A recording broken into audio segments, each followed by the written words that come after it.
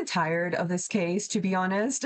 Not in the sense that I don't care about it. I think it should very much be talked about and everything. I'm ready for this to be over. And I'm pretty sure it was just 3 parts. I'm pretty sure it was just 3 parts. So this would be the last part of the Ruby Frankie series. And oh, when she calls her husband from jail. Oh, I'm a really good girl. Ugh. After almost killing 2 of her kids. Bye. I would hang up. Bada bing, bada boom. It's not exactly where you want to spend a lot of your free time, especially if you don't have loved ones buried inside the cemetery. It is kind of odd when you think about these 2 middle-aged women sitting in their AC blasting car just staring out into this cemetery in Utah. Ruby thinks there's a plan for everything. This is to teach Ruby Frankie's 2 youngest children a lesson. Go barefoot in the scorching hot heat pavement of the cemetery, pick up every single bit of weed, brush, cactus, thorn, broken glass, trash inside the cemetery for 5 hours. No shade, no food, and definitely no water. Listen, I any other situation, I would say it's a good deed. Someone wants to keep the cemetery nice and clean, but they usually have a keeper, no, to kind of take care of that kind of stuff. Maybe some cemeteries, but in this instance, w- ugh, what? Really? And you're just videoing them? You know what? The Good thing you youngest, the videoed little them. Then we have 9-year-old girl, proof. screams for another family, for How water, horrible for you food, are. care, love. But Ruby and Jody, they know this is all manipulation. That's the plan, okay? This is what they've been doing until one day a woman stops to watch them. This woman starts taking pictures of them. This She's taking Pam. videos right now, right? Ruby turns to her kids and tells them to shield their faces from the picture while they continue to pull the weeds. But after about 15 minutes of this woman just watching Ruby, forcing her kids to pull weeds at the cemetery, the woman approaches them. What are you doing here? Kids? This isn't your land. This is a reservation and you are trespassing. How would you feel if I came around and started poking around your cemeteries? What are you stealing here? And Ruby writes in her journal, Stealing? nothing. We're weeding. We're picking up trash, weeds, and broken glass. You can see for yourself. Leave. Get off our land. This is a reservation, meaning it's literally reserved for indigenous people. It's not enough for you guys to come and take all of our land. Now you want more? Now you want our cemeteries too? What is wrong with you? You weren't raised right. So much disrespect. What are you doing in our cemetery? I mean, no disrespect. We're honoring your people. Ruby later states that it was not worth the fight. She collects her kids and gets in the car. This graveyard torture will have to stop for the time being.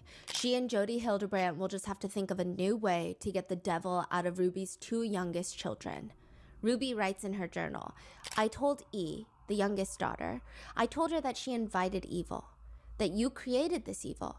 But the good news is, because you created it, you can destroy this.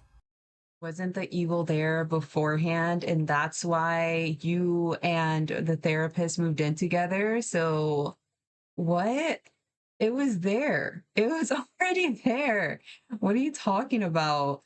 But I would maybe assume that the lady taking pictures of the kids was the Pam in question, because isn't there a Pam that she was talking about? That's a little weird.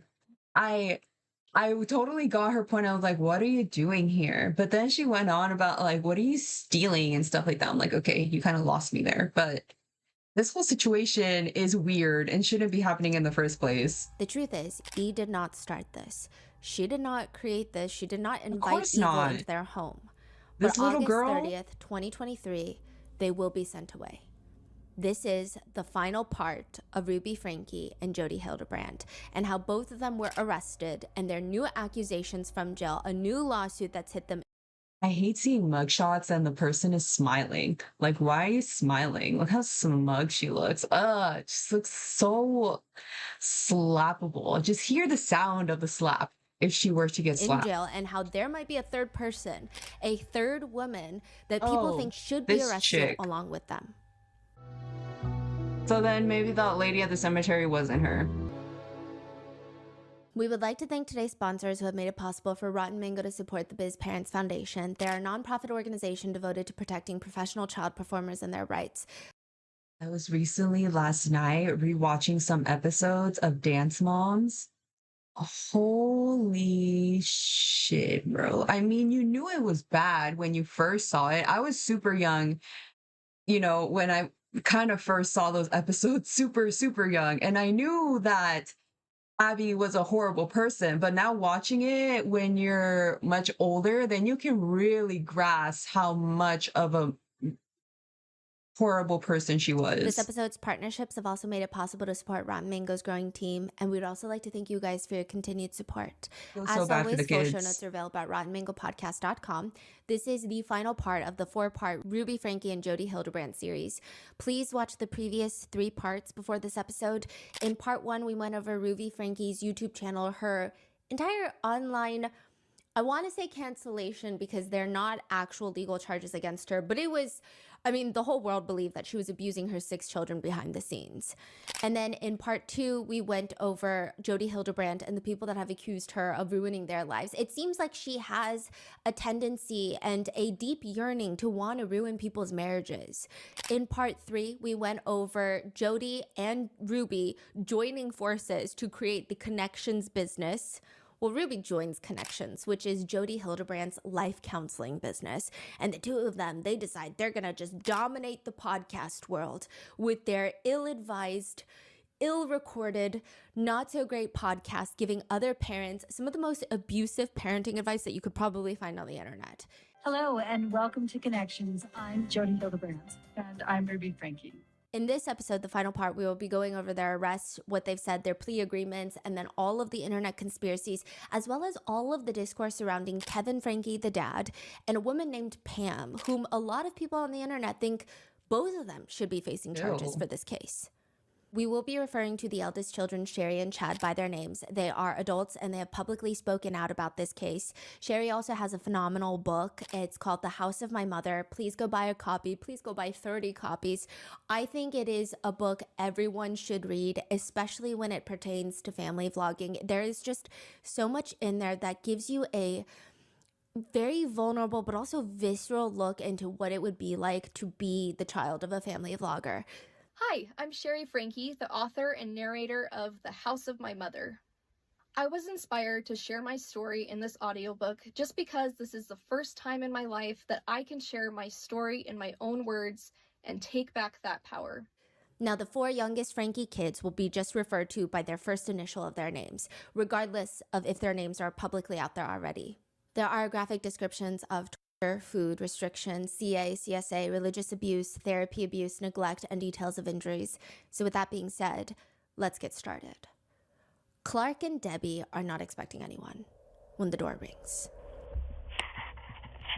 Oh, this video. Answer the door right now, but if you'd like to leave a message, you can do it now. They're older. They don't move as quickly as they used to. And by the time that they get out there, they can barely make out this figure it's a tiny figure near the door. Whoever was knocking was almost walking all the way away. Yeah. Yes. Hi, I was just wondering if you could do 2 favors. They swing the door open, they see a little 12-year-old boy, and within a minute or 2, they are on the phone with 911. 911, the address of your emergency. Okay, and the phone number you're calling from. Tell me exactly what's happened. I just had a 12-year-old boy show up here at my front door asking for help. And he's said he just came from a neighbor's house, and we know there's been problems at this neighbor's house. He's emaciated, he's got tape around his legs, he's hungry, and he's thirsty. Okay. He has duct taped around each ankle. Yeah, there's sores around him. I think there's a good chance he's been... Clark's wife, Debbie, shouts in the background, "We need someone immediately!" Oh, and he has them around his ankles. His wrists as well. Okay, this boy has been... Clark swivels in the patio chair so that the little boy can't see his face. Clark starts choking on his words and he tries to take a deep breath to calm himself down. This is very different from when he first opened the door. When he first opened the door, he didn't understand the situation. And when the little boy asked for a favor, he had asked the little boy, Well, what are they? Taking me to the nearest police station. Well, actually, just one's fine. but now seeing what's happened to him, he's getting emotional. He can't even talk on the phone to 911. Can you?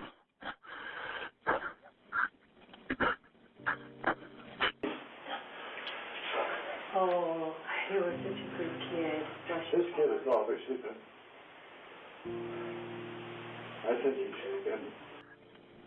It's so sad. I've seen this video so many times. I mean, since it came out 2023, I saw it when it first came out, and I mean, in between, and since Stephanie B made this series, what was I gonna say? I don't, it's so sad because the neighbors all knew. I mean, as he even stated, like this neighbor's had there's been some problems. We've all been super weirded out by this neighbor, but I think it's weird to say that they never fully got a grasp of it, but you can say that because there are some things that they haven't seen that's been going on inside of the house. While the neighbors probably saw them working out, being forced to work out in the hot desert sun, I don't think they truly saw how the duct tape or anything else that's much more of a devious torture. Because then I'm sure that the repeated calls from the neighbors to get these kids help wouldn't have gone on as many times as it did if the neighbors had seen the duct tapes and anything else that they have went through. He's been detained. He's obviously covered in wounds. Is Jody up there right now? Yeah. Okay. Jody Hildebrand is up there right now. They even know the name and everything. Okay. So she may come looking for him here soon, but he's not gonna, obviously. We need the cops here as soon as possible. Right? She comes looking, bro. I fucking wish you'd pull up to my house. You're on my property now. Whatever happens, you're trespassing, beating you up with a bat. I don't, oh, I fucking wish you would pull up to my house looking for him. Where he is now. Yeah, she's a bad lady. Very. We didn't realize how bad. That's When sad. Clark had asked the little boy about why he has duct tape around him, he said, "It was personal business, but it's my fault." He said it's his fault, that the injuries underneath the duct tape, the deep wounds, he said it was caused by rope, but again, it was his fault. There's only so many times that you hear so many degrading things against you, and it's at such an influential age as well.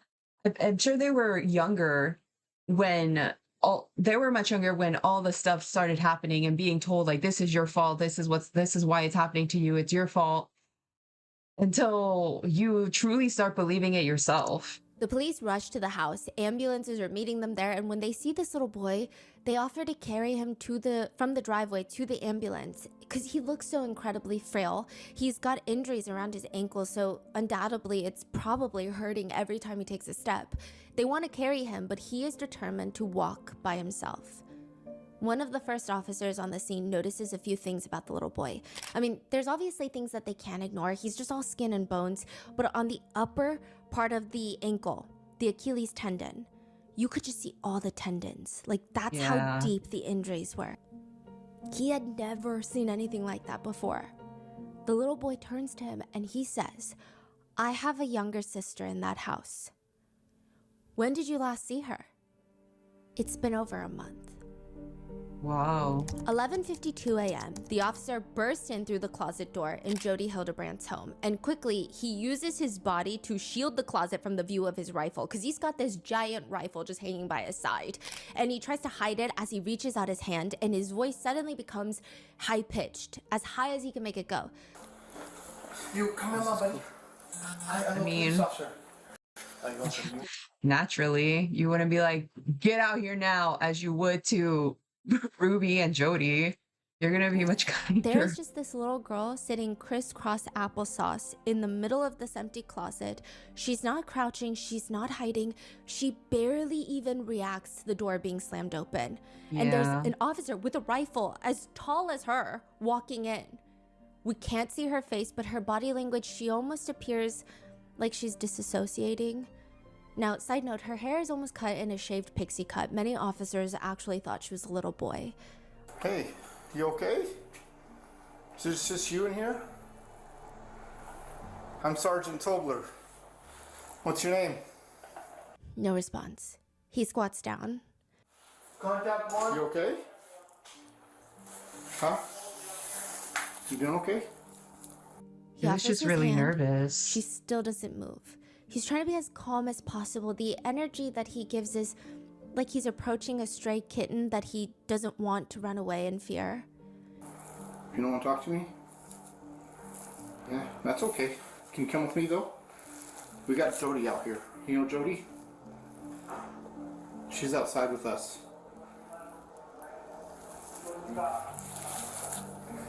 You take your time, bud. I'm in a hurry. I'm a police officer. Did you know that? I don't mean to hurt you at all. You doing okay? Are you scared? Yeah? You're okay. Do you need help? No response. I'm just gonna sit down.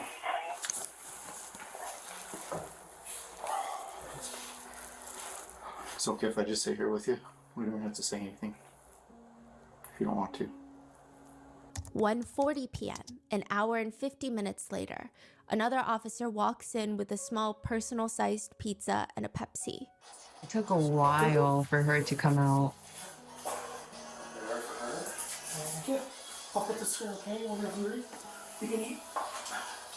There you go. Whew. Thanks, yeah. He places the food down and leaves so that she can have some space to eat. She's just as malnourished and emaciated as her brother that escaped to the neighbors. She looks like she hasn't had a proper meal in months. 2 full minutes later, 120 seconds later, she touches the pizza box. She was just staring at it. Yeah.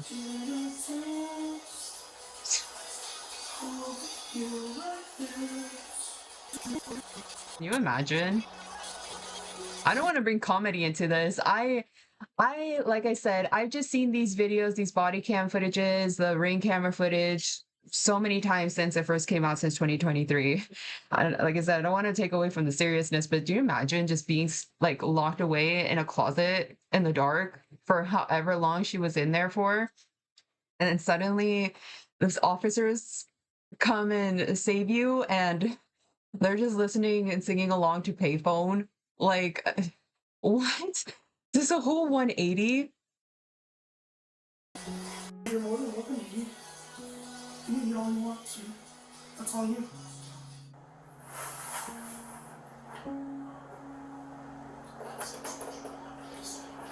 She takes another 30 seconds before opening up the box, lifting it up, and taking a small bite.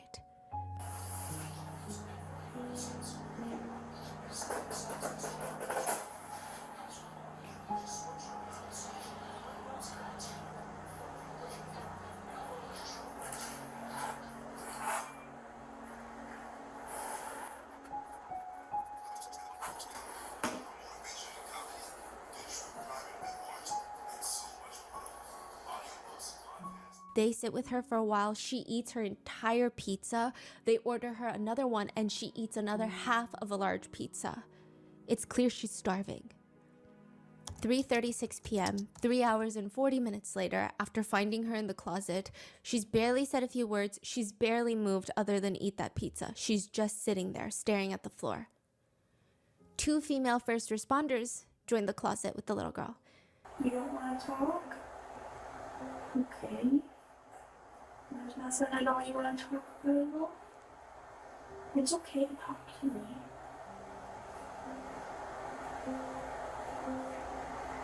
Are you scared?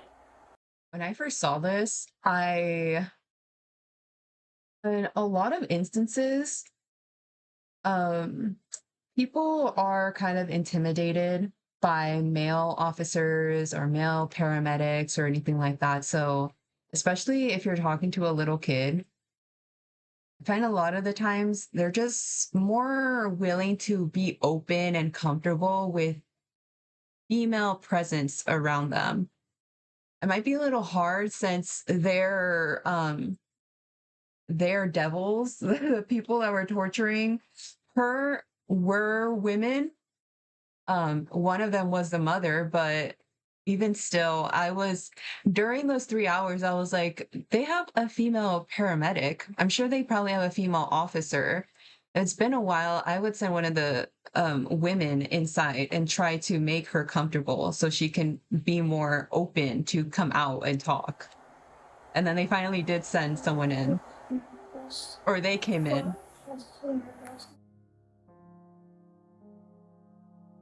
You can barely make out what the little girl says, but it sounds like, I'm nervous. And so they I heard promise her her loud nothing's and gonna clear. happen to her. One of the female first responders says, We promise. Pinky promise. We helped your brother. And we got him some help too. And that's what we want to do for you. If we want to get you some help too. We are safe. We will not hurt you, and we won't do anything to hurt you. after nearly 4 hours since finding her, they get the little girl to finally stand up. She's very cautious. She looks almost too careful, like she's trying her best not to touch anyone or anything. And a full 4 hours later, she finally walks out of that closet. August 30th, 2023. This is the day of the rescue. Officers are banging on the door to the $5 million estate. The mansion looks like it's in the middle of Mars. The door is 15 feet tall, and they're banging. Police officers, open up! Get your asses out. The door opens with no sense of urgency, okay? Jody Hildebrand is standing right there with her phone in her hand. Her attorney is already on speakerphone. Yeah. Jody? I need you to step out. I have my attorney. That's great. Step out of the house. Right? Step out of the house. Have my attorney, that's great. Get your ass out. Step out of the house. They basically yank her, thankfully, As they and should. drag her out of the house. Step out of the house. Whoa, whoa, whoa, whoa, whoa! We're just gonna Whoa, whoa, whoa. There and be else home. Wait a minute, how do you come to my house? Right there. Look, they come into my house. Good. right Shut Do you the have a hell search up. warrant? Have a seat right Do you there. have a search Have warrant? a seat right there. They tell her, whether you like it or not, we're searching the house. Control 12x11. Can you hold the air? We're searching the house. I can tell you what's in the house. Okay. No, it's okay.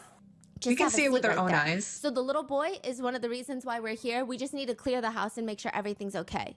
But why are you coming into my house without a We'll search explain warrant? it after this. But that doesn't make sense. You come into my house and do what you want, and then you tell me you don't have a No, we'll warrant? explain why we did. But don't you have to have a warrant? Not at this moment, we don't. We're here on exigent circumstances. And I'll explain it after this, after my sergeant and the officer are done clearing the house. She's just staring at the officer. It's like unsettling the way she's able to look him in the eye.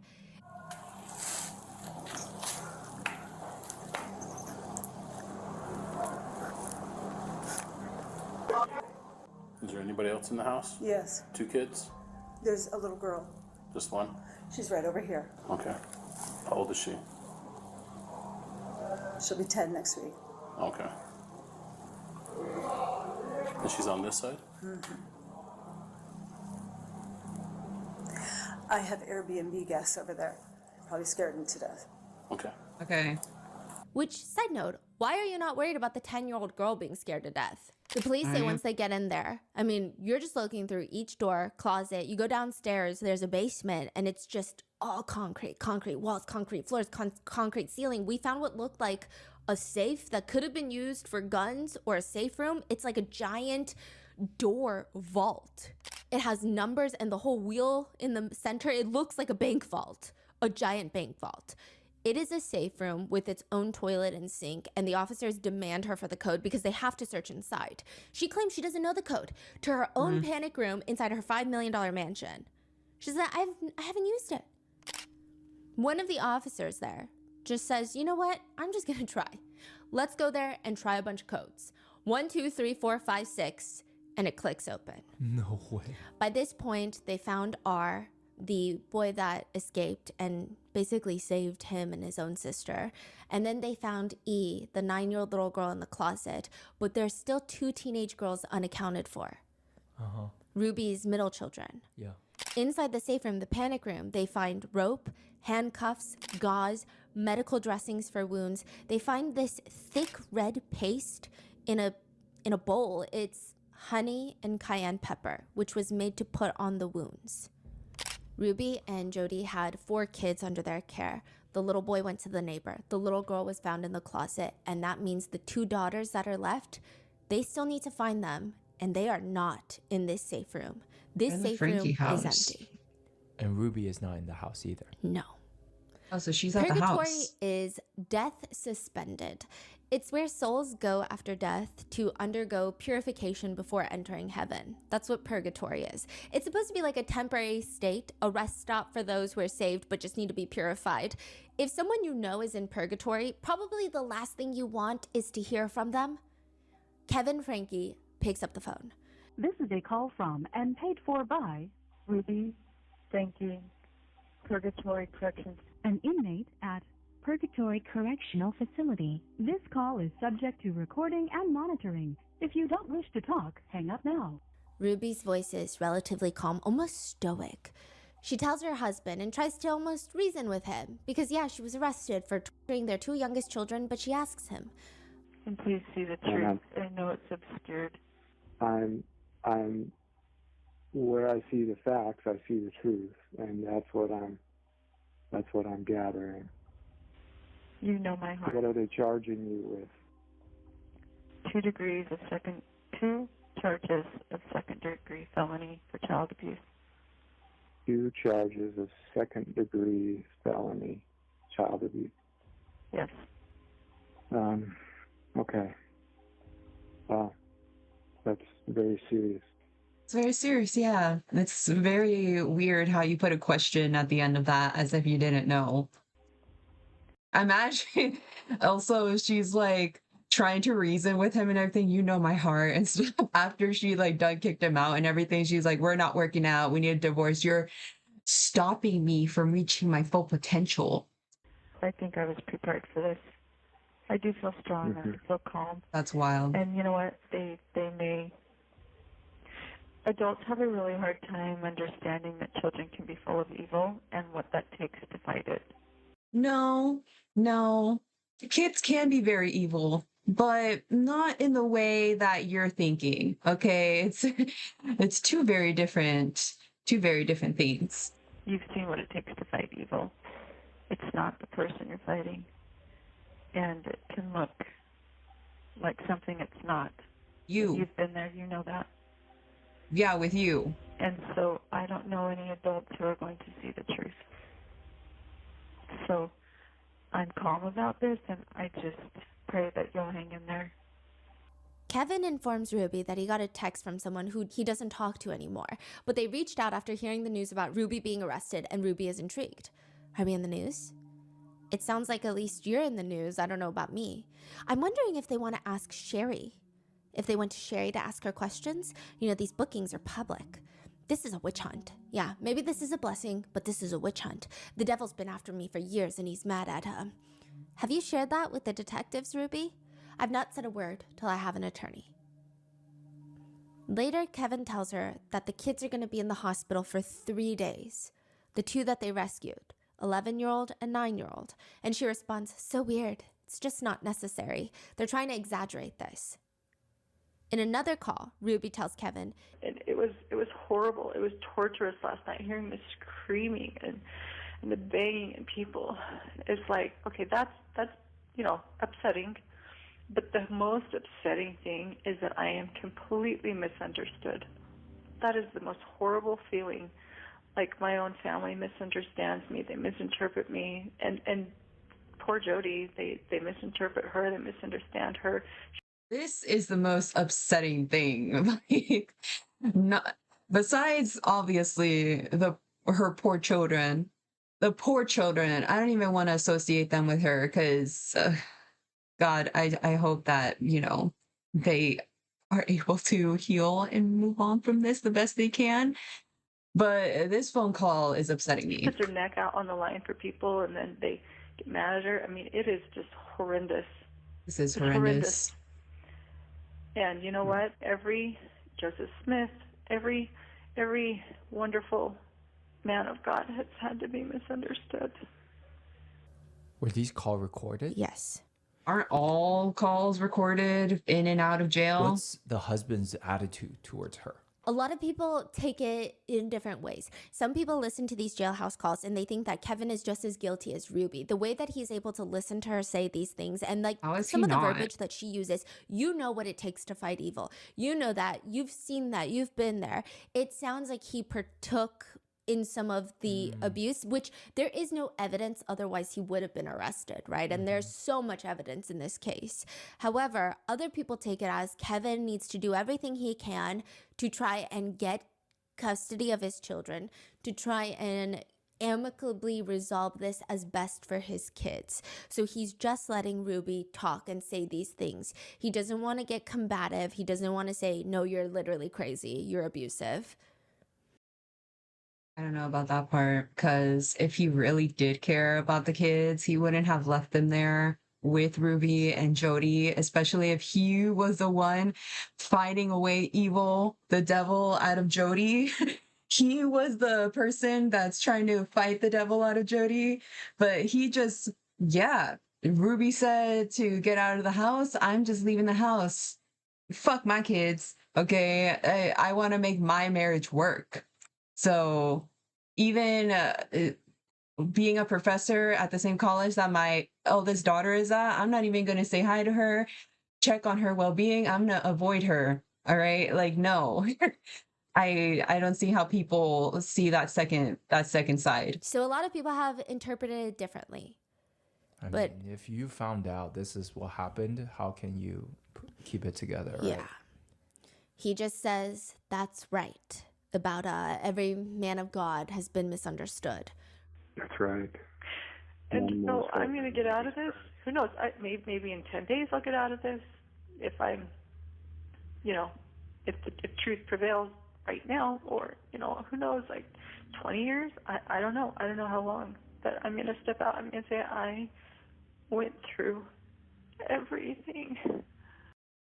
Oh, shut up. I hate that I'm pausing so much because this video is already really long and I don't know if I'm going to finish it, but she is going to come out. I don't think she got life in prison. I forgot how much time she got exactly, but those people who do change while in prison and they come out a different person, a better person, or maybe even a worse person.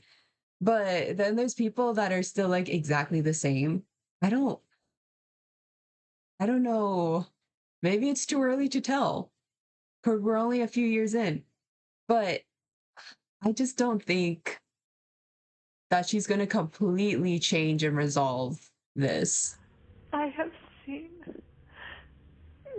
God's children suffer. All the people here, my jail cellmates, have been beautiful women, but they've been hurt. They've been deceived into drugs, and my heart just has so much compassion for them. That's wild. You have compassion and your heart hurts for these inmates, but not your children. Okay. And I have compassion for the cops, and I have compassion for myself, and then to be told that I'm suicidal, I'm like, no, that's not true. So this is when she was driving back to Jody Hildebrandt's house after finding out that her children were saved. She said, God told me when I was driving before I called you. I didn't have any information. I didn't know anything, and the Spirit said, your children are going to be removed. And I cried out loud. I'm like, no, I'm not done. I'm not ready. And God told me I'm done. And You're done, bitch. Oh. So, Satan has taken everything away from me that I love. And I'm a good woman. I don't do naughty things. I'm a really good girl. Ruby, I'm going to do everything that I can to keep truth in our family. And thank you. I am committed to our family. I'm committed to you and our marriage, no matter what happens. Thank you. Thank you. I will be here to support you in any way that I can. Oh, thank you for stepping up.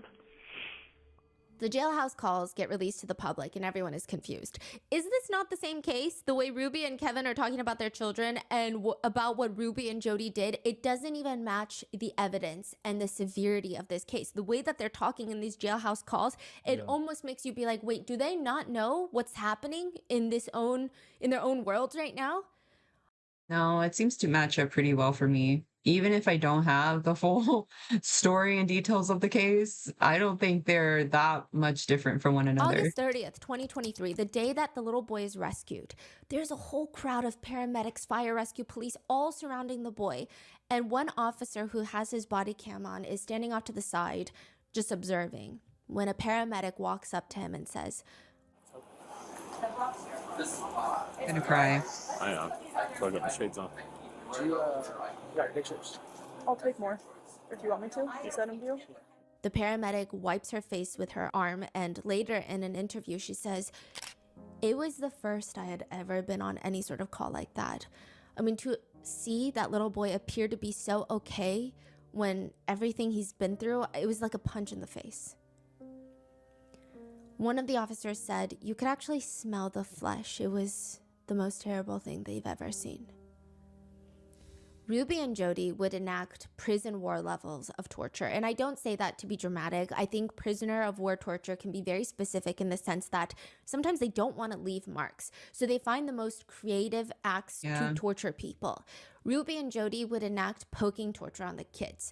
They would use what they called a cactus poker, which appears to just be a stick with a cactus spine on it, and poke both of them, which is not only painful, it is almost invisible. One person online says after getting cactus needles stuck in their body, I had to lay across the bed on my stomach and endure the pain of having the needles taken out of me. It took a week and a half to get them all out as they were nearly invisible. You would need a magnifying glass to see them. Just leaving my hand all tingly. I managed to get most of them out, but a few of them were still lingering under the skin, and I tried glue, masking tape, tweezers. You can't even see the ones that are under there, and it was burning.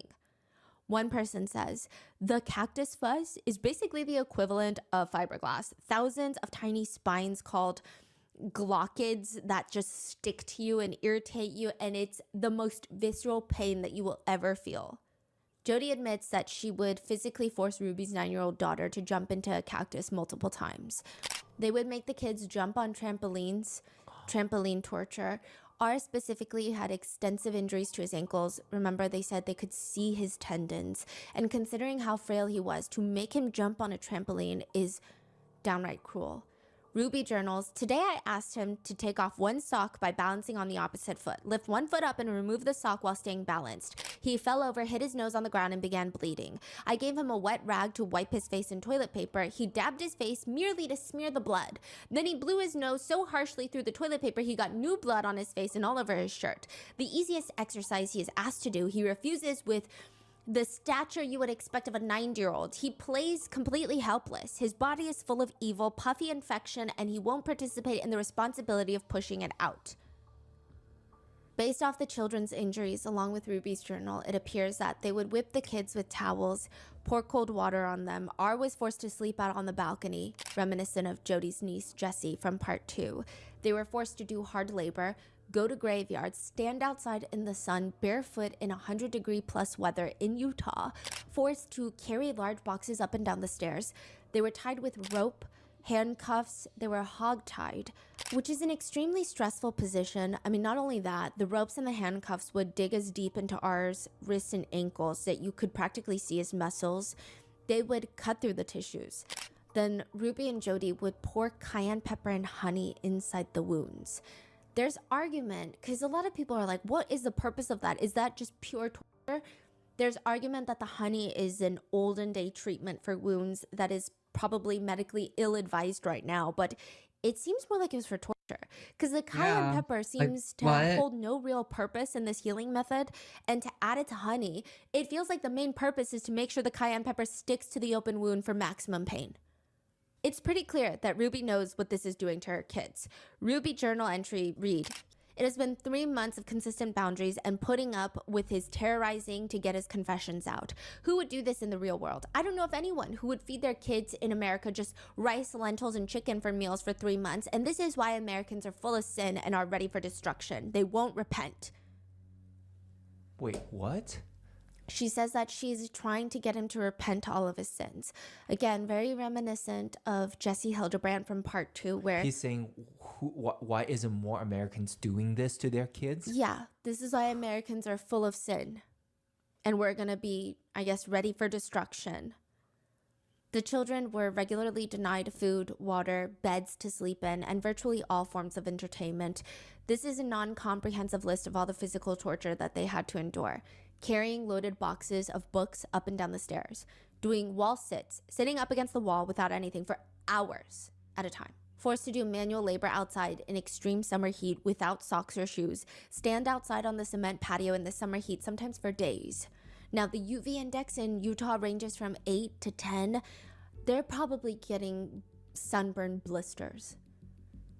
According to court documents, it reads, "These actions resulted in repeated and serious sunburns with blistered and sloughing skin. R was denied adequate water for several of the days he was required to remain in the summer heat, and he was punished when he secretly consumed water."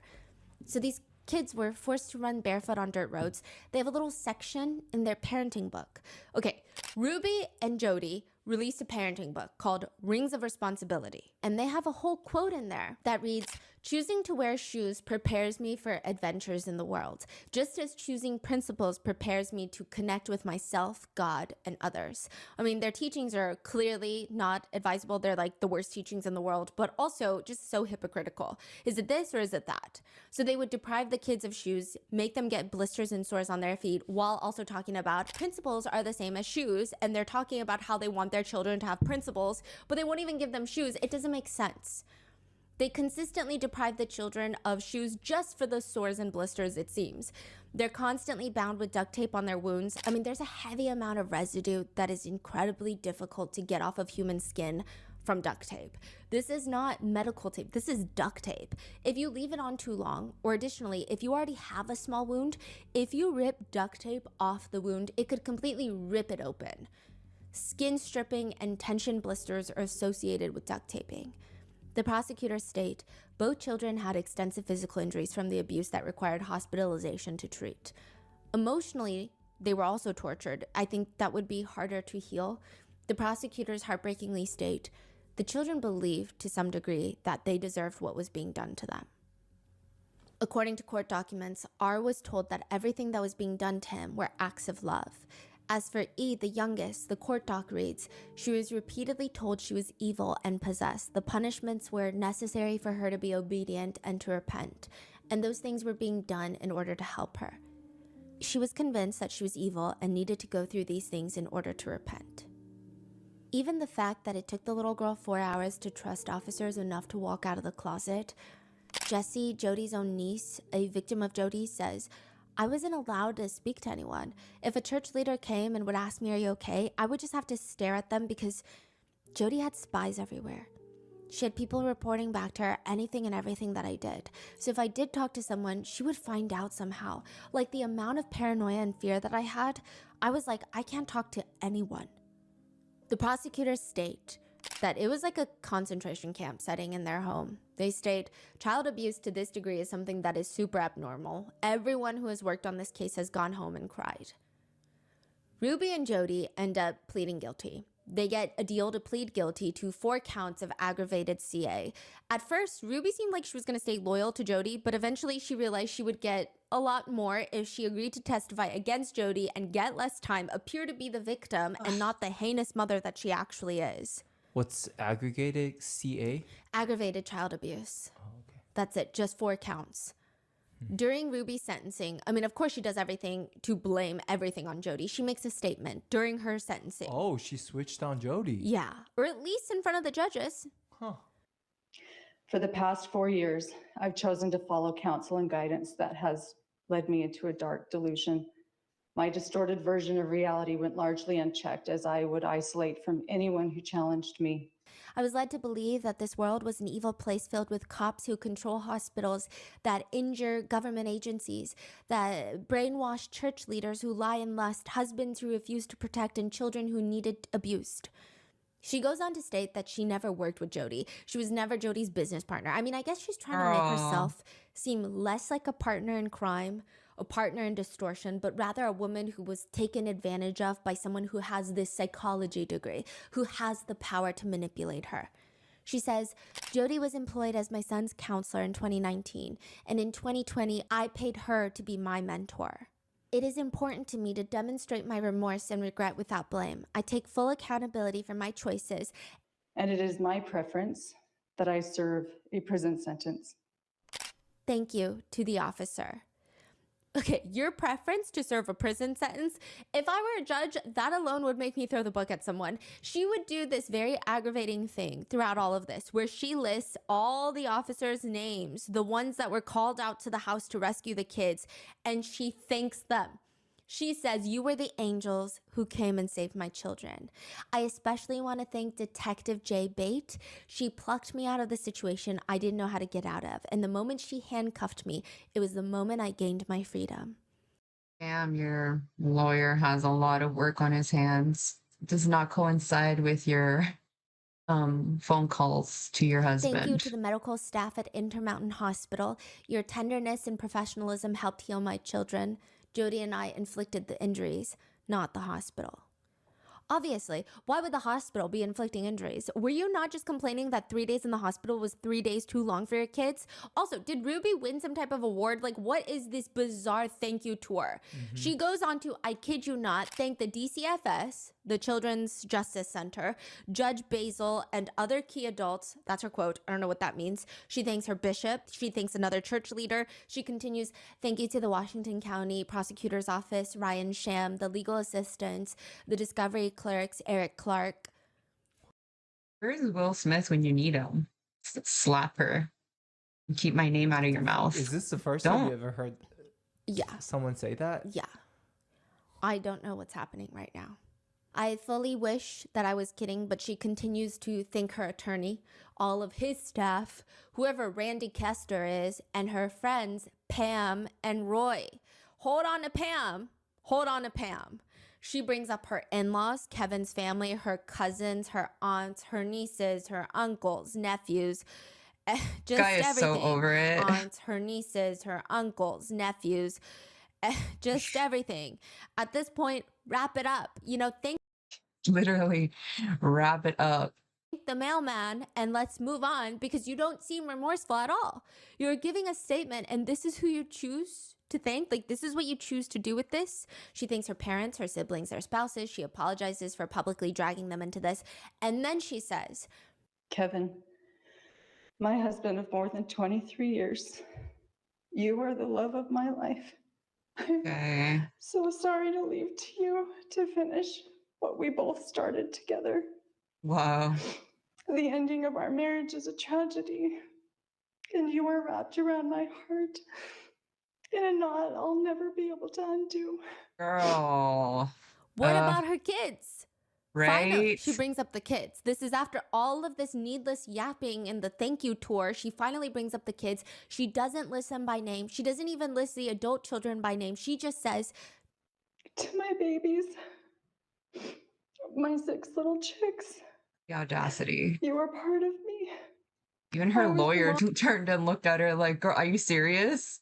You're making it so much harder for me to do my job, as if I want to work with you. Objection, relevance, what are you talking about? I was consistently waddling you to safety. I can see now that over the past 4 years, I was in a deep undercurrent that led us to danger.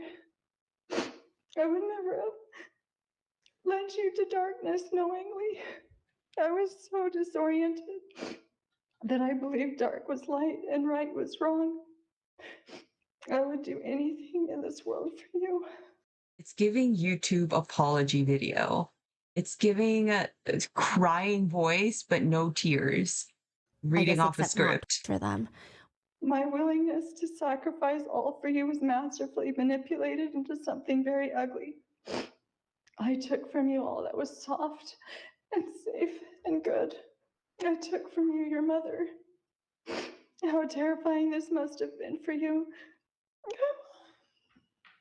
I will never stop crying. Oh my You are God. tender souls. You are each so precious to me. I'm sorry. Then she goes on to thank the judge and his staff for, quote, facilitating my opportunity to take accountability and to answer for my charges. I am humbled and willing to serve a prison sentence. Which, like, I don't think you have a choice. Right? I was just What about do to you mean? say. A lot of people really question after that just how sorry and remorseful Ruby Franke really is. Ruby in a jailhouse called her sister, one of her sisters. She says she hasn't spoken to Jody since the day of the arrest, but that Jody is mentally ill. So it's a very different tune from what she was telling Kevin. But she says, I think putting the pieces together and just seeing, like, she knew she was lying the whole time. Like, and it's embarrassing, too, to, like, repeat it. It's like, oh, my gosh, how gullible was I? Oh, my gosh, how much power I gave this person, and I didn't see it. I didn't know she wasn't honest. I didn't know she would lie. And it's like, what else has she been lying about? Where else have I been deceived? She says, this has been the strangest and the most miraculous intervention. It put everybody where they needed to be. It separated me from Jody, so I'm not hearing her. And I think just being gone and not hearing she's her looking has at the cleared camera. a lot of things up for me. a former cellmate of Ruby's has come forward to share her experience being in the same jail as Ruby. She says, it was interesting to watch Ruby in jail. She only saw her for about 3 days, but it was interesting. She said Ruby was desperately playing mother hen in prison, okay, in jail, in her cell block. Ruby thought the other cellmate was going through a drug withdrawal. So weirdly, she's doing this thing, putting the blanket over this random cellmate and then tucking it, going around tucking the blanket under her, mothering her, nurturing her. When she wasn't doing that, she would just walk around with a Bible in her hands, carrying it at all times, glued to that thing. She says Ruby just kept holding it to her chest and she would close her eyes. And the cellmate is like, are you okay? What's wrong with you? Are you okay? Are you fine? She starts sobbing. I just miss my kids. Something about it felt completely empty, like with no depth. The response was weird. Which there have been a few updates since the sentencing. Ruby has allegedly now accused one of her kids, both of them, the youngest, of watching explicit material since they were 3 years old. Wait, so she apologized or thanked everyone nonstop, saying that I love all my kids, blah, blah, blah. And now she's accusing the kids again? She's basically just trying to justify what she did. She's like, I'm not actually evil. The reason that I thought that there were demons in my kids is because... And a lot of her journal, there were redacted portions. And it is a lot of people's speculation that it was Ruby and Jody forcing the kids to confess to things that they never did, which is a common theme that Jody Hildebrand is doing. Jody Hildebrand did that to her own niece, Jessie. She would force Jessie to claim and to confess to having 36 abortions. I mean, Jessie was 14, had no idea what an abortion was. Ruby allegedly claims that her underage children were assaulting their cousins and assaulting each other, and they had abused 20 neighborhood kids because they're, I guess, essentially sex addicts, which, by the way, this is, I mean, it's a lie. I don't know what else to say. We don't even know exactly how Ruby has levied these accusations. It's just a very messy situation, but it just goes to show how gross they are. Yeah, so hasn't changed at all. No. Why would you think she would? There is no truth to anything that she's saying. It's just like, it's just extremely vile, especially because by law, once an accusation like this is levied against a child, they will automatically have to be placed in a home without any other children until an investigation is done. A lot of netizens believe Ruby is still torturing her children from prison. Adam from part 2, do you remember Adam? He went to marriage counseling with his wife, and Ruby tried to put him in prison, accused him of essaying his 1-year-old daughter. It was a mess. Adam from part 2, he says he wouldn't really be surprised if this is an accusation that they definitely uttered, because he says this is exactly what Jodi does. And now Ruby is taking one out of her playbook, accusing people of being predators to hide their own crimes. That's what they do. They say, oh, my victim? No. They're not victims. They're predators. He says Jodi and Ruby are doing what Jodi normally does to full-grown men, which is accuse them of heinous crimes and then torture them relentlessly while accusing them of being terrible people. But now the only problem is they're doing that to children that they tortured and abused. Not the only problem, but an even bigger problem. Now, a lot of people feel like whatever Ruby said during sentencing for the judge is not how she actually feels. She feels zero remorse. One of her calls to Kevin and her family sound not particularly remorseful, and one of Ruby's former cellmates did an interview. She says Ruby had this childlike, smitten crush on Jodi in jail. Yeah. What do you mean? They're like together in jail? Ruby is in jail with this cellmate. And this cellmate had seen Jodi around. So she knows both of them. She's seen both of them. And Ruby in the cell, all she's doing is fixating on Jodi. She's not asking about her kids. She's not wondering about her kids. She's not repenting. She's not remorseful. She's like, I'm complaining because why are Jodi and I separated, according to the cellmate? She's confused why they're separated. Ruby apparently said, God, how long are they going to keep us in here? Why did they separate me and Jodi? I don't understand why they would separate me and my friend. The former cellmate says, quote, Ruby was really, really concerned about Jodi. She said she wanted to talk to her, wanted to see her. And the cellmate was like, oh, that's your friend? I saw her briefly. She's like, oh, what did she say? How did she act? Did she say anything at all? She seemed pretty distraught. She didn't want to talk about anything at all. She was crying a lot. Her eyes were swollen really bad, kind of like squinted. You could hardly see her eyes. She looked pretty distressed. I said I asked Jodi why she was in jail. Jodi looked at me, not really with a smile, not really with a frown, but with a straight face and said, I'd rather not say. So I said, okay, I apologize. I wasn't trying to invade your privacy. And that was it. Ruby is like intently listening to her recount her experience meeting Jodi, to which Ruby says, yeah, that's what I thought she would be like. Yeah, that's what I thought. Nevertheless, I don't think Ruby's jail time is going particularly badly. There is a picture circulating that shows Ruby and other inmates sitting crisscross on the floor, holding their hands out, touching each other on the chest, like they're doing a bonding, breathing yoga exercise. I'm all for adequate programs to rehabilitate inmates so that when they do re-enter society, they have a fighting chance at being a positively contributing member of society. But it rubs people a lot in the wrong ways. On top of that, people have taken to zooming in on the whiteboard behind the inmates, and it's filled with random quotes like teach to learn, but also one phrase in particular stands out to people. See and speak truth. Is Ruby out here teaching everyone principles right now in prison? It's also stated that she's training in jail to be a yoga teacher, and there were only 20 inmates selected for this program, and she was one of the 20. To which one person comments, calling it now, she is going to get way too into yoga and start an underground yoga wellness cult in her prison. Another person says, I hate that she looks calm and clean. Yuck. But others say, well, Sherry wrote in her book about Ruby, I don't have a desire to see her destitute. My hope is that she can use this time to educate herself so that upon release she can find a way to survive, have a small house and a quiet life far away from me. One person comments, I think that's how I feel about Ruby too. Ruby is facing 4 to 30 years in prison. What do you mean 4 to 30 years? In 4 years, she could get probation and get released. 30 years. Jodi has also pled guilty to the same charges, but again, does she feel remorse? In a recorded jailhouse call, Jodi rants. She's like sobbing, by the way, that she's the victim. Nobody wants the truth. Nobody wants the truth. Nobody wants the truth because these kids. It's all the devil. You've seen him. I mean, I've known you, for 5 years?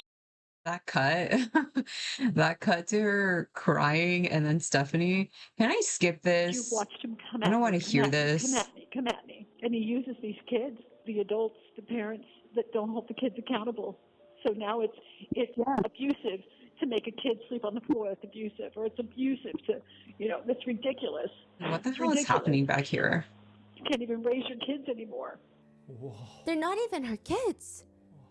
About the actual evidence, the evidence photos of the abuse, Jodi says, we didn't do that. We didn't do that. Those pictures we did not do. He did that to himself, yes. If we put that on him and then he rubbed around and cut himself, yes. But we didn't do You guys need to put her in a mental asylum. Because what are you talking about? that.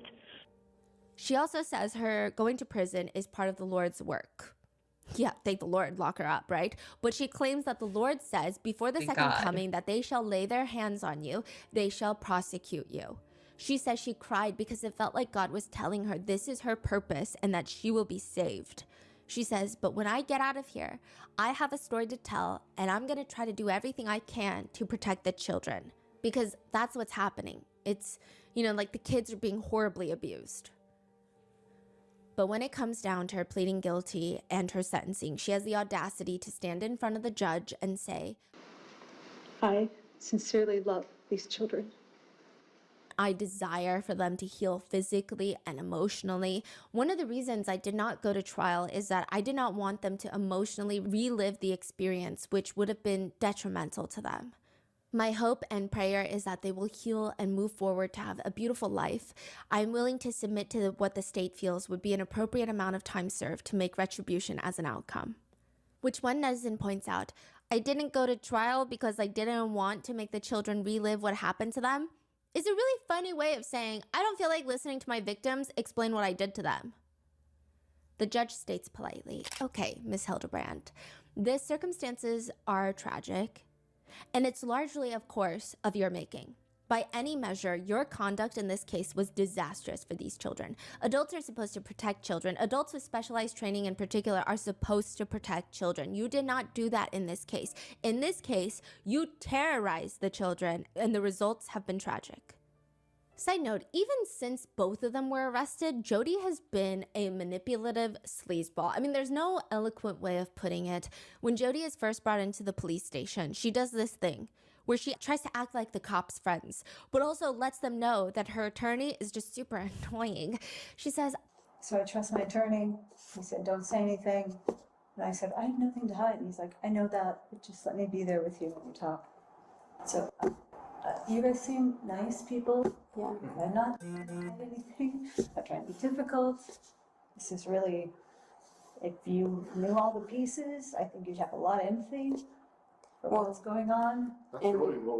That's what we're looking for. And you're an adult, and the thing about our interview, if we ask you any questions that you don't want to answer, you can just tell us, I don't want to answer that question.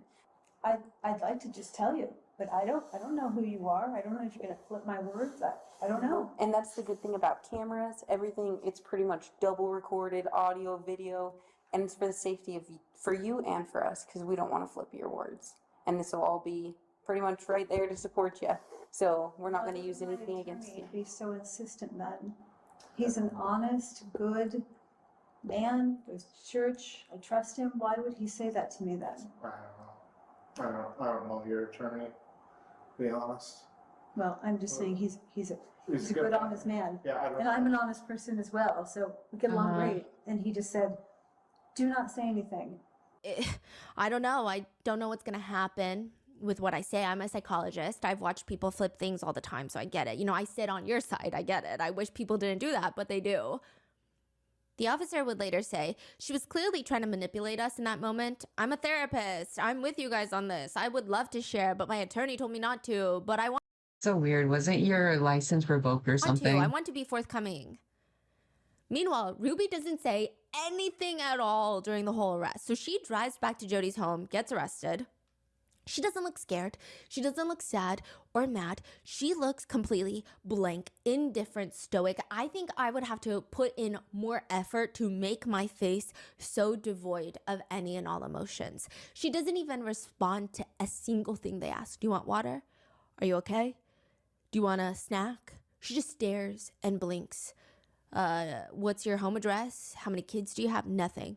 It's going to be 2 counts. Second-degree felony of child abuse or neglect, okay? Do you understand that or no? Are you okay?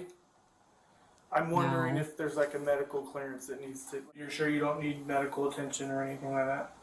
She needs medical attention. Her brain. Bro, she's clearly just not gonna talk. It's not that there is something wrong with her, clearly, but nothing that needs as urgent and medical care as her kids do. So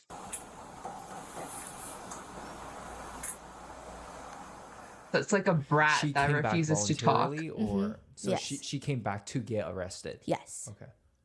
Now, the officer says it was creepy, it was awkward. The officer later says, I mean, she just really seemed like she was looking through me. I would ask her a question and she would just stare and give me 3 really long blinks. It was more like Morse code. The only phrase that she would utter after arrest is, I'll wait till I have a lawyer. Okay. and kind of smirks. That's it. So both of them are sentenced to 30 years. Technically, both of them could be out in a few years. Wow. In a previous podcast episode, Ruby says, I strongly disapprove of attacking.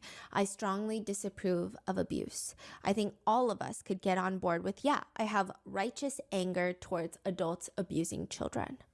She's basically saying attacking and abusing is bad, but you can have righteous anger against adults abusing children. Well, guess who also likely has anger towards adults abusing children? Likely fellow inmates. So now that Ruby and Jody have been arrested and sentenced, there are a lot of people online questioning whether or not Kevin should also be arrested, at least for negligence. In an interview, Kevin's attorney states that he was completely taken off guard by these allegations online. As for why Kevin wasn't seeing or checking up on the kids, his attorney states, I totally understand the confusion. That was the big question in my mind. He states that people don't understand that Kevin was desperately trying to keep the family together. Ruby was the one calling the shots. She's the one that asked him to leave and not contact the children. As for Jody, Kevin sees her as the spearhead towards essentially destroying his entire life and family. There is this really awkward moment where Kevin's attorney is asked, one of the allegations is that Chad wasn't allowed to sleep in a bed for 7 months. Why did he think that was okay? I can't comment on that. I have a duty to my client, to the court, not to comment on that question. But even Sherry, Kevin's own daughter, tried harder than Kevin to protect the kids. She's one of the kids that needs protecting. I mean, what's kind of wild is that Kevin is also advocating for CPS to have better procedures to catch abuse earlier on, which I do think is a noble cause, but a lot of netizens are upset that it's coming from Kevin. He explains, quote, it's frustrating for me to hear the story of police officers, as they said. You know, they were standing on the front porch and they could see the children and they could see my former wife through the window ignoring them. And they said, even with all the reports, all the red flags that were given to them by our oldest daughter, Sherry, and by our neighbors, they still could not intervene. Eventually, they had to leave because the judge would not sign off on them forcing entry into the home. Kevin also goes on to express frustration, and he said the police never called him. But he does say DCFS, Department of Children and Family Services, aka CPS, called him repeatedly, but because he was brainwashed by Jody and Ruby, he did not pick up the phone.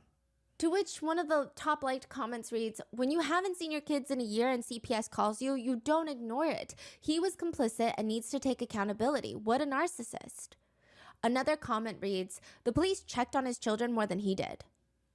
But he claims he was so lost in the sauce that he believed in Jody as much as Ruby did. The Hulu documentary producers ask him, did you really believe this was the end of the world, that Christ was returning?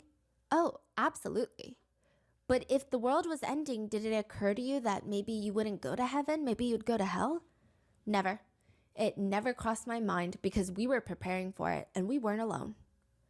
Which a lot of people are split about this. Some people believe that Kevin and Ruby both failed their kids, but because Ruby helped physically torment and abuse their children, whereas Kevin just left and stayed brainwashed, allegedly, they think that Kevin is less culpable. But others say, no, think back at everything that's happened before Jody even came into the Franke's lives. Remember the first internet cancellation of Ruby, Franke? And I say internet cancellation when personally it just feels like abuse, but for the sake of keeping the charges separate from the internet warning signs.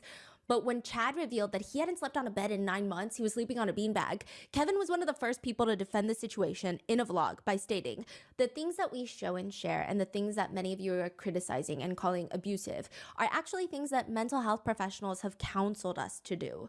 So he was very firm. He believed in all of this.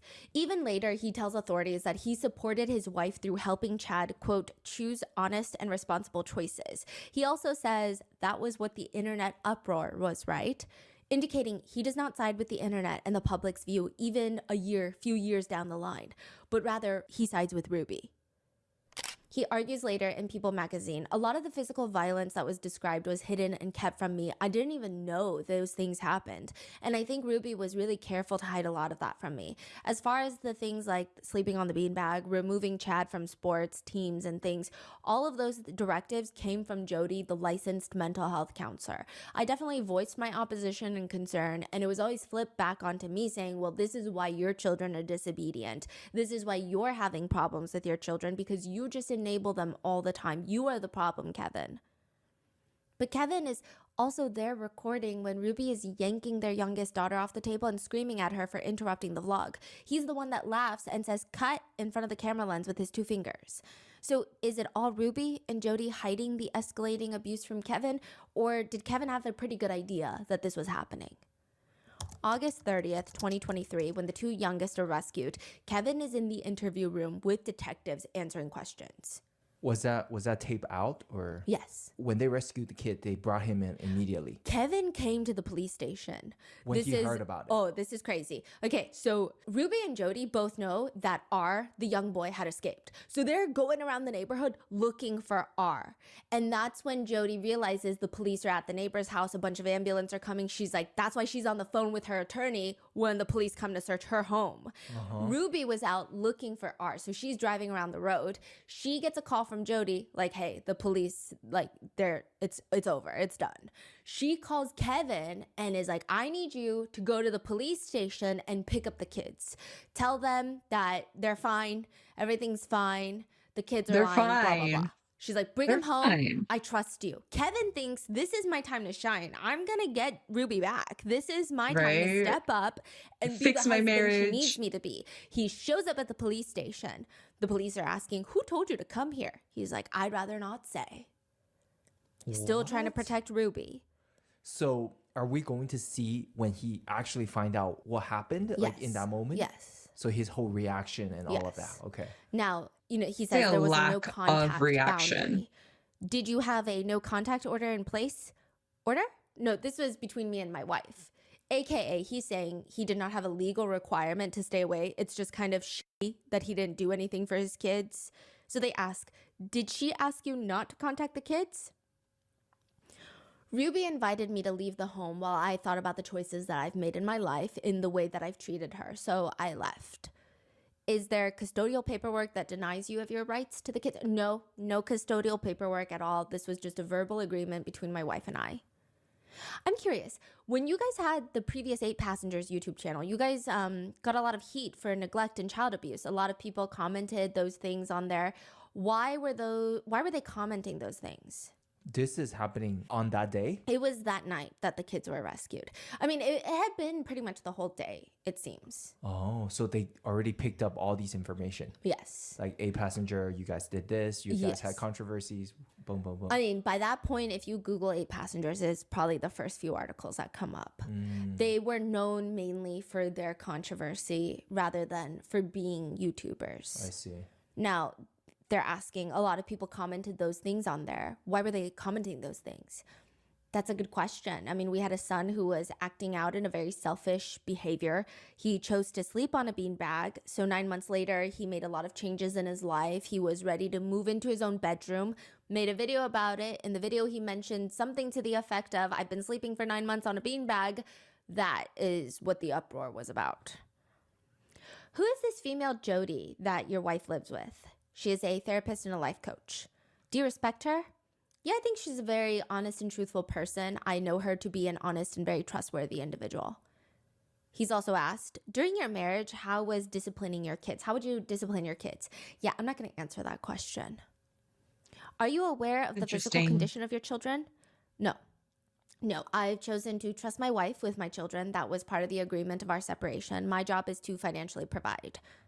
The police start filling him in on what's happening. They say, so I don't recall the exact time, but we received a phone call from our dispatch that a 12-year-old boy was knocking on doors asking for food and water. He was severely emaciated. Kevin, university professor of civil engineering, says, what is emaciated? which a lot of netizens think that he's playing innocent and dumb, like who knows, but the cops continue. Skinny, scrawny, malnutrition, not enough food and water to sustain life. Any other synonym you need? He had duct tape on his extremities, on his hands, on his ankles. There were rope burns that were used to tie him down. Take a second and think about what I just said.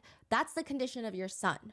Given that information, your son was taken to the hospital. A warrant has been applied and granted by the Department of Child and Family Services to remove them from your wife's care. So God, why does it look like there's a slight smile on your face? no one right Please now is drown going on to have this water. access to these two children based on their physical condition. Do you understand that? I understand. Would you condone that behavior? Would I condone that behavior? No. Again, I don't know the details. I don't know what's going on, but as you described, that sounds horrible. Does he sound like he was worried for the kids in that moment? Not extensively. Maybe it's shock. Maybe it's, I mean, there are some reports that Jody convinced the whole Ruby and Kevin Franke that police were evil and they were going to be bad players in the second coming. He's not crying. He's not emotional. Again, maybe he's in shock, but one of the first things he asks after this line of questioning, after being told that his son and his daughter were emaciated, he says, "What's going to happen?"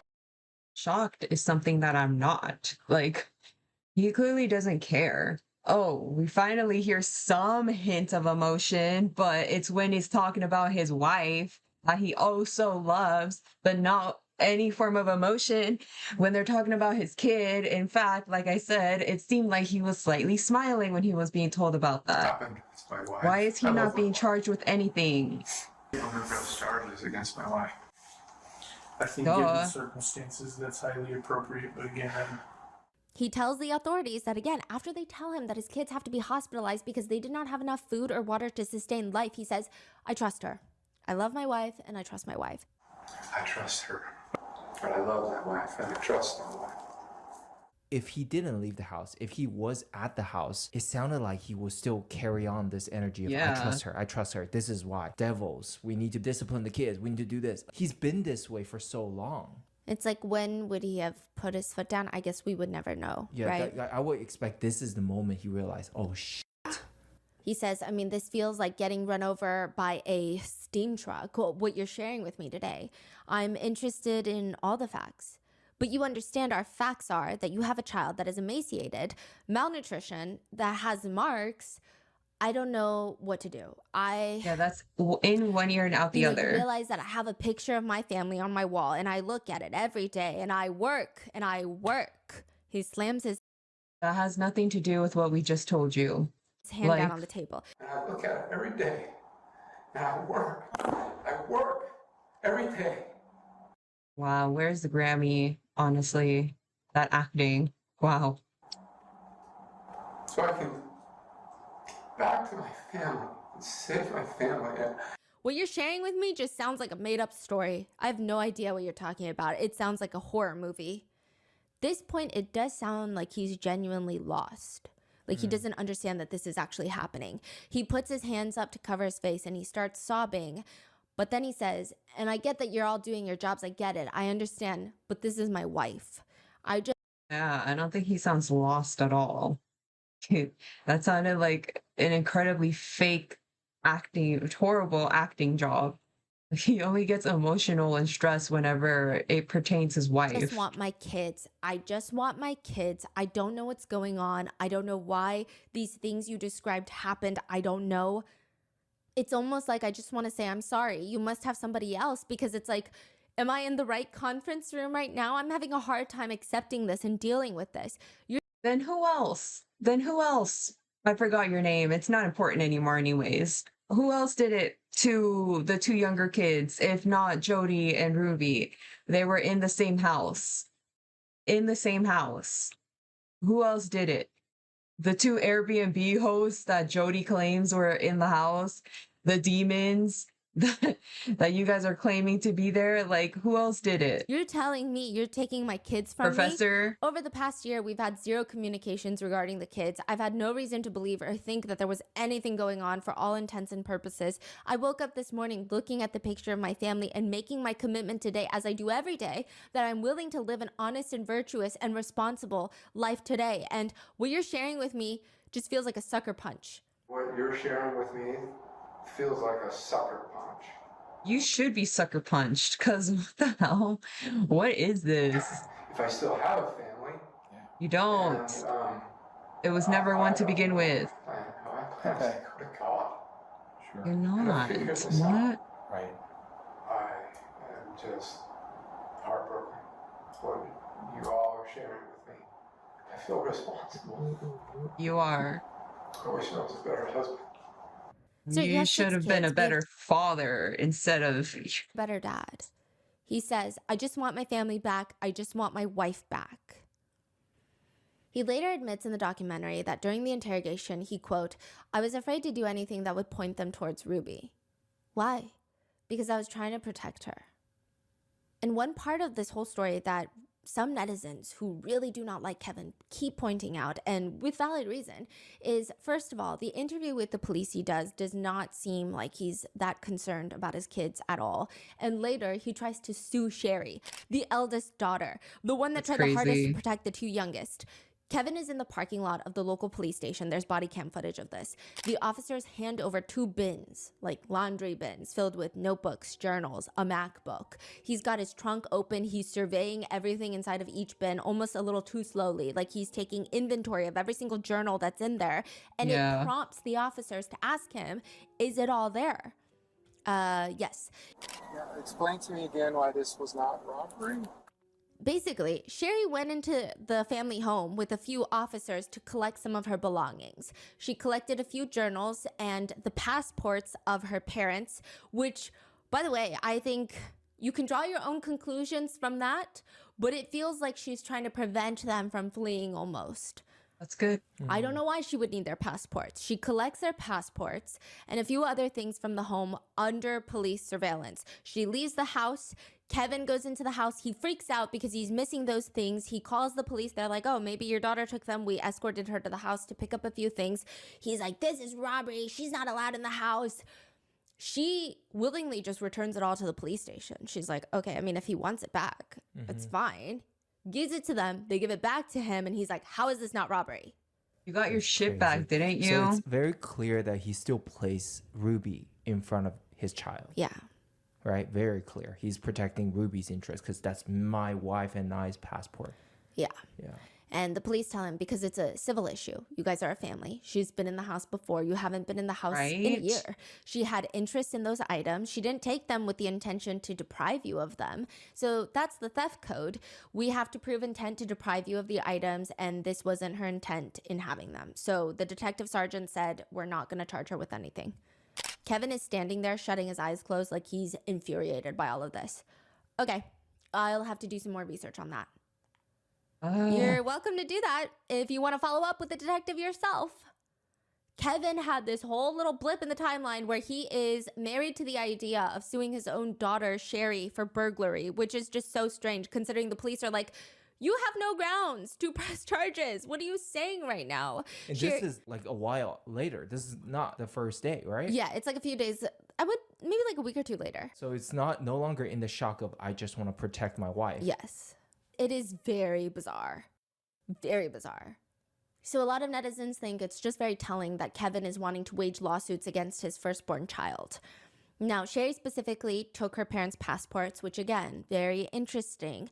More interesting when you hear from Jessie Hildebrand, Jody's niece, that when Jody was going through everything, her issues in court with Adam, she fled the country briefly. Oh, Jody did? Mm-hmm. Just seems like maybe there was an idea, maybe there was a thought, maybe there was a suspicion, an inkling, a gut feeling, intuition. Speaking of the journals that were taken from the home and subsequently returned to Kevin, there is an aspect of this case that hasn't been uncovered quite yet, and those are the pen papers. Apparently, Jody instructed Ruby to write down all of her visions in a leather-bound journal that they called the pen papers. Nobody else was allowed to read these pen papers. This is separate from the journal that was discovered and was entered into evidence, which was Ruby's documentation of the torture that happened. This is separate. In a separate police interview, Kevin asks, "Have you found the pen papers?" The police tell him, "We have Ruby's journal." No, so she wouldn't write that stuff she wrote in the pen papers. She would not write that in her journal. The stuff she wrote in the pen papers was not intended to be read by anybody until God would decree them to be written into scripture for the whole world to read. So it described all the visions and trances and everything that Jodi and Ruby went into. If you're wondering what kind of visions Jodi would have, Kevin says that one of her visions is Jodi walking along the beach with someone next to her, Jesus. He stops and he turns to her, "Walk on the water." Jodi would have these visions of her walking on the water with the Heavenly Father and the Heavenly Mother, and she learned that in heaven she had this massive pet lion named Charles. She would ride around this pet lion, and Charles is the giant pet. She would ride on it.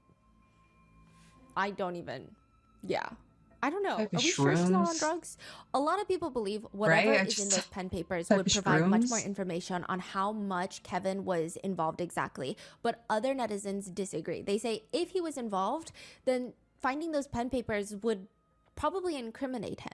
Now, side note, it does seem like the police did find a leather-bound notebook, but it was revealed to have been empty. And there are speculations that a third party, Pam, a woman named Pam, went Here in goes and Pam. allegedly tossed out the pen papers. We don't know for sure. That is the speculation. That is the netizen argument. That is the conspiracy. And I don't think that with Ruby and Jodi being behind bars, things are over. A recent civil lawsuit was filed by a man named Michael, who states that his ex-wife, the mother of his children, is still a devoted follower of Ruby and Jodi. She refuses to acknowledge their arrests and their guilty pleas. She is on board with connections still to this day. Crazy just follows crazy. Who is this? This is a couple that went into marriage counseling with Jodi. This is not Pam. No, this is not Pam. But he's saying, like, my wife fully believes this stuff still to this day. So now netizens are divided on who to mainly blame. Everyone's to blame, but who is the most to blame has been a conversation. There's a huge group of people that are concerned that Jodi might get away with less time and repercussions than Ruby because of a huge focus of this case has been Ruby for obvious reasons. These are her children that she has the duty to protect that she failed, but additionally, she has the YouTube audience. A lot of people are terrified that if Jodi gets out, she's going to go straight back into counseling. Oh, One for sure. Redditor explains that Wasn't she not even supposed to be in counseling because her license got revoked? Didn't that get brought up in the last episode? Her husband was in the group counseling for 7 years. They spent over $100,000 on Jodi's counseling programs. And over the years, it just taught them, brainwashed them into thinking that the husband was this perverse monster that needed to be watched out for. Jodi would also just do some really odd things. She said, one especially odd week my husband attended, one man was struggling with looking at gay porn, and they decided this man wasn't actually gay, but just hadn't received enough healthy touch from his father growing up. So Jodi said the cure to this healthy masculine touch, they made my husband lay down and cuddle him, spooning him the whole meeting. It was just strange. Men would switch off every week who were supposed to cuddle him. So every week they had a different person cuddling him.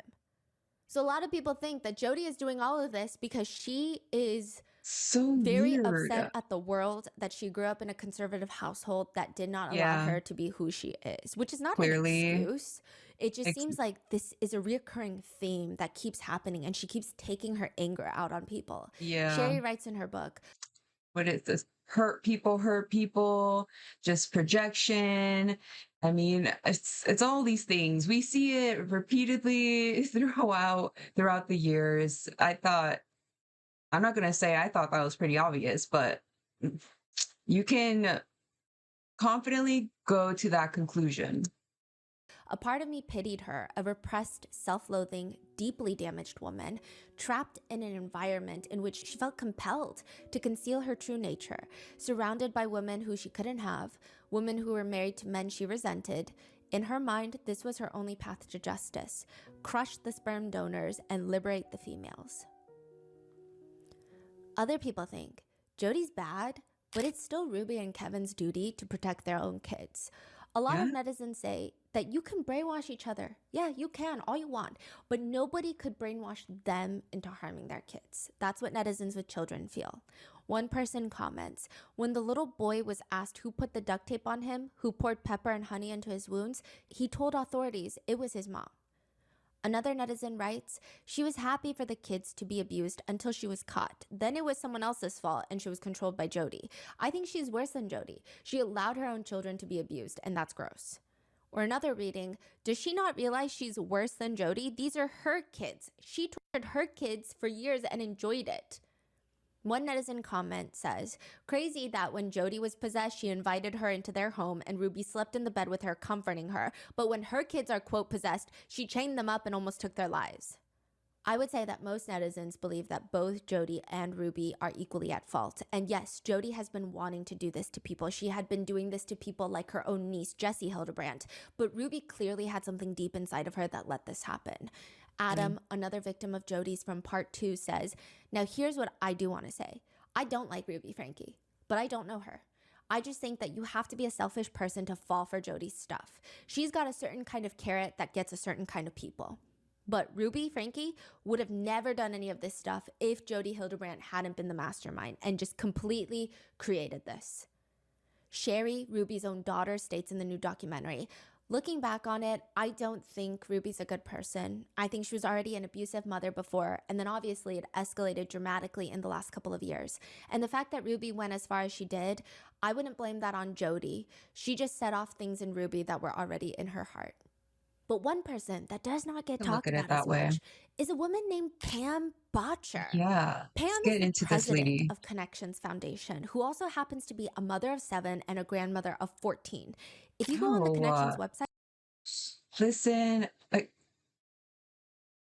do it's your life. Do whatever you want. A big family. You want to create a whole town, a whole street with all your kids living side by side, like 14 apartments. I don't, whatever. Then sure, that's you. Okay. I just never trust big families like this. I don't think every child is getting the care and attention that they need. To be honest, I'm not a kid. I mean, I don't have a kid. So me saying this really has no meaning, but I don't think, what are you gonna do with 7 kids, 14 grandchildren? What? Like, I don't think there's much need for that many kids. That sounds really bad, but it's a lot. it's all about Jody, Pam, and Ruby. They were known as the Three Musketeers. Now, not that Kevin is arguably the most credible person according to the internet in this case, but in one police interview, he mentions, again, if they find the pen papers, quote, if you're interested in Pam Botcher, that's going to tie Pam Botcher to all of this. What's in those documents? What's in the pen papers? And Pam is accused by netizens of going in and getting rid of the pen papers before the police get access to them. The 2 teenage daughters were found not in the Franke house. So the 2 youngest kids were found in Jody Hildebrandt's house, which was like 300 miles away from the Franke home. The Franke house was empty. Police knocked down the doors. They searched the entire place, cleared it. The kids are not in there. The kids are eventually found in Pam Botcher's house. No. They track them down. They find the 2 middle children, the 2 teenage daughters, and they're asking Pam, why do you have these children with you? And she says, well, I'm having guests coming, and she came and she did some cleaning for me. So she's your servant. She's your slave. What? Talking about the teenage girls. Well, I'm having guests coming, and she came and did some cleaning for me.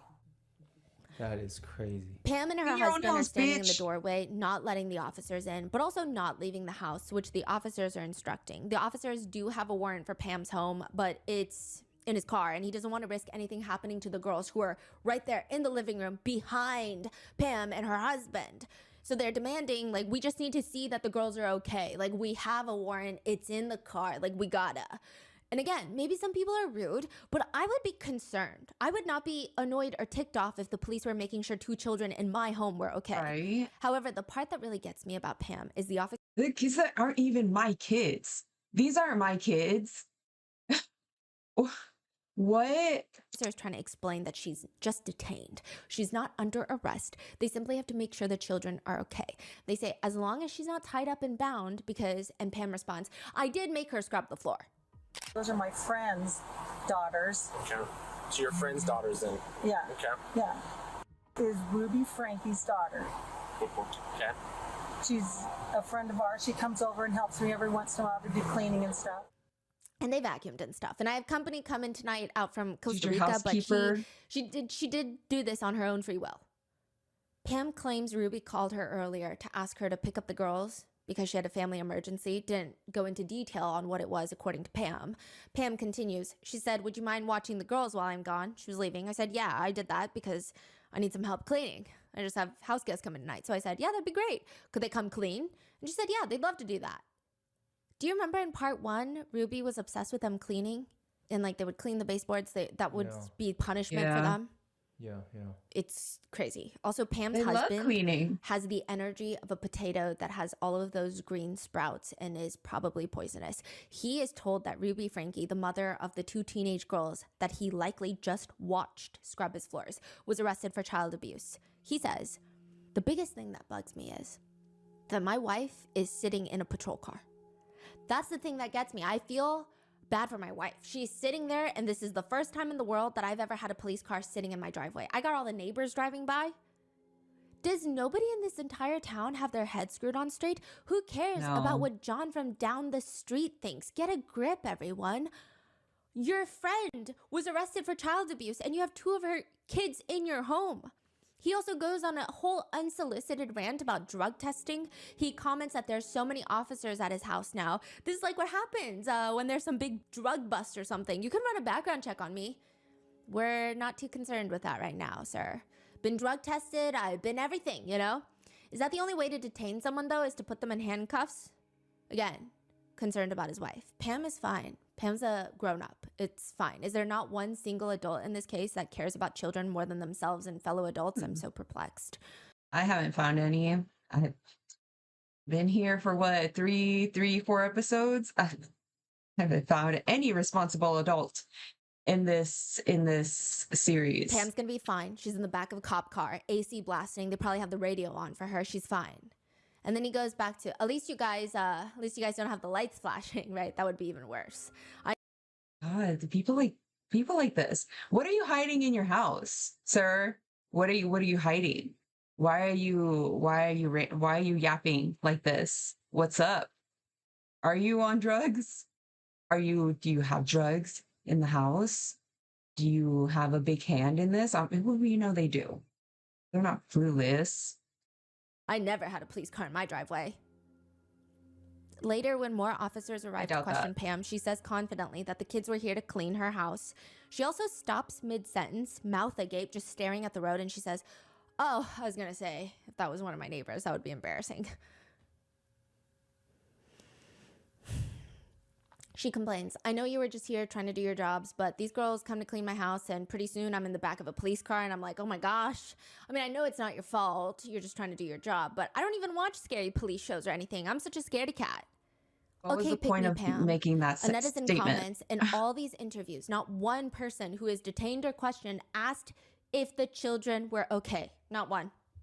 Another comment. Right? I was just going to say, so are the kids okay? Because we're just getting a lot of pick me Pam, as she called her. It's an appropriate name. Like, why are is the the couple kids not okay? shocked that their friends are being accused of child abuse? They need to be investigated as well. Picking up your good friend's kids to have them clean your house, zero concern when hearing about the child abuse allegations. They're all in some sort of child abuse cult, it seems. Jody's niece, Jessie, says Nail that on they the remember head. Pam back in the day when they were held captive in Jody's home. They state, when I was living with Jody, Pam Botcher was around. She was Jody's best friend, and I didn't realize that she was connected in this. I mean, I have very strong feelings towards Pam because of not what she was directly applying. She wasn't actually involved, but she was one of the people that was constantly surveilling the surveillance of reporting back to Jody.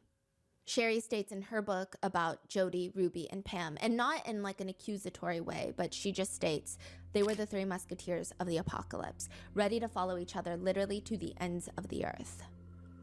Again, any and all allegations against Pam Botcher are completely just netizen speculations. She has not been charged of any crime, nor has she been considered a public suspect of any case, but it's just something that has made people think. Which brings us to Kevin. Now, I do want to mention one thing about Kevin. I think Kevin is very complicated. I know a lot of people online seem to have very strong opinions about Kevin, especially with this new documentary coming out. I don't think it's doing him any favors, and I'm hoping to summarize both sides. But it seems like Kevin is Alexis, he probably got paid a lot to be on the show. I don't like that. I don't like that. Well, it's not like it's making him look good. In fact, the opposite. So I guess there's that. is trying I to like be that a he's part of not his really getting children's lives. charged. But more importantly, his children are working on rebuilding their relationship with Kevin. And I think for that alone, I don't think it's my place to have an opinion. In defense of Kevin, one Reddit post reads, "Please help, Connection Solitude Program. Has anyone heard of the Solitude thing? I have a friend who is in the Connections group for over a year, and I've seen the extreme negative effects that it's had on his self-esteem and overall happiness levels, and it seems to be destroying his marriage. But recently, things went up 10 notches when he sent out texts telling his family and friends that he will no longer be communicating with them at all, and he wouldn't be communicating with his own wife either.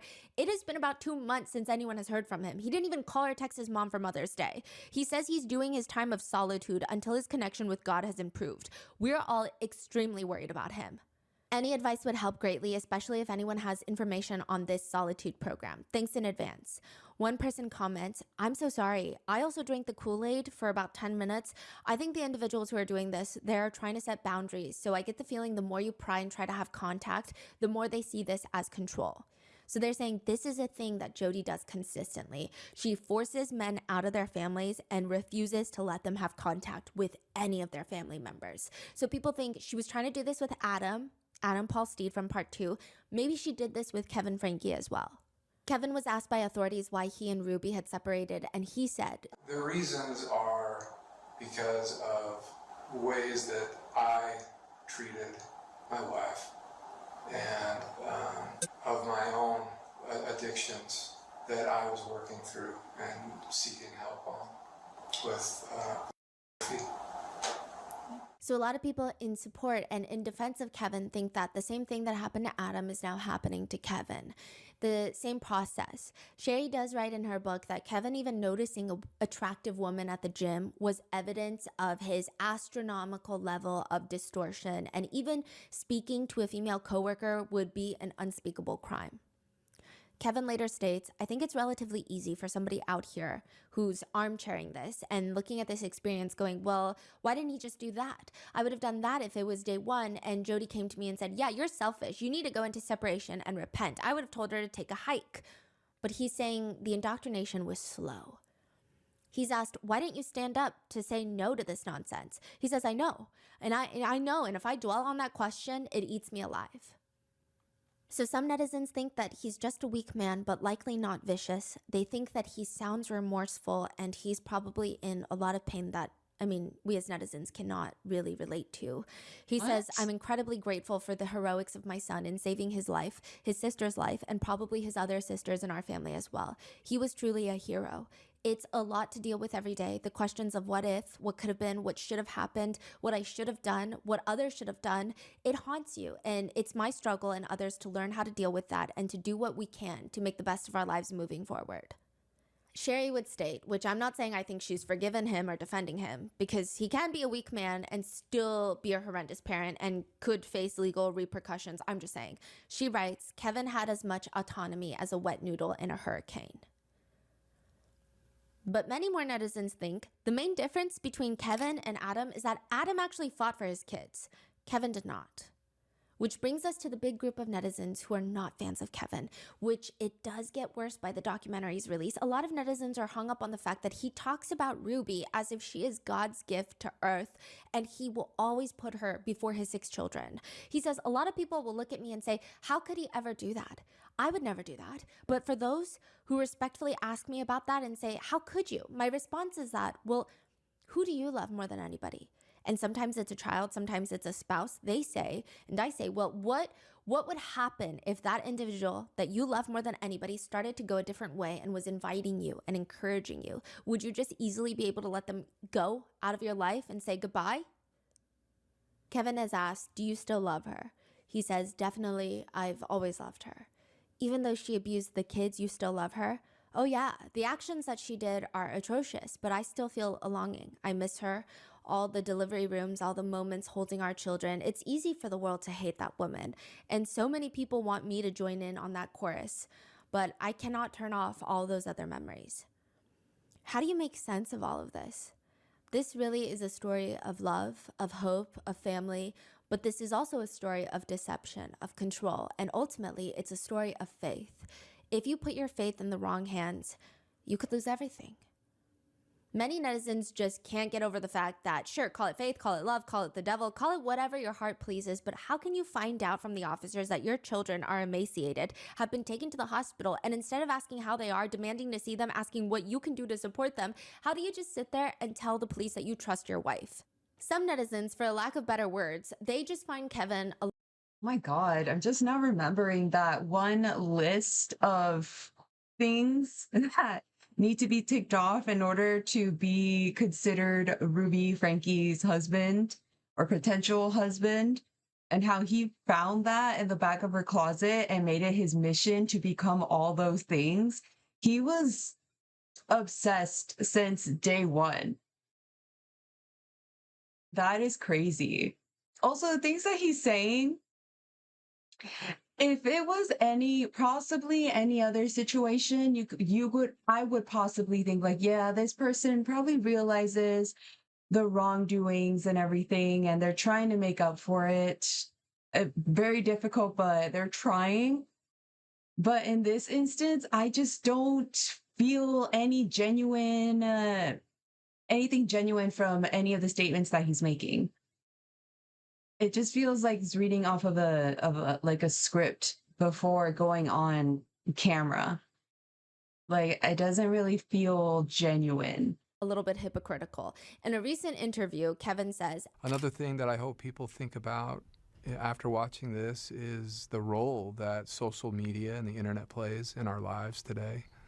the truths, the falsities of it, the dangers that can come when you place yourself or your family or your children into the public spotlight on social media, which is completely valid. But a lot of netizens are confused. Like, weren't you the man that wanted to sell your soul to the YouTube overlords for $85? He says, there's a lot of incentives out there today to do that. But I hope that people realize and really stop and recognize, is this really what's best for my kids? Not just financially, but emotionally and psychologically.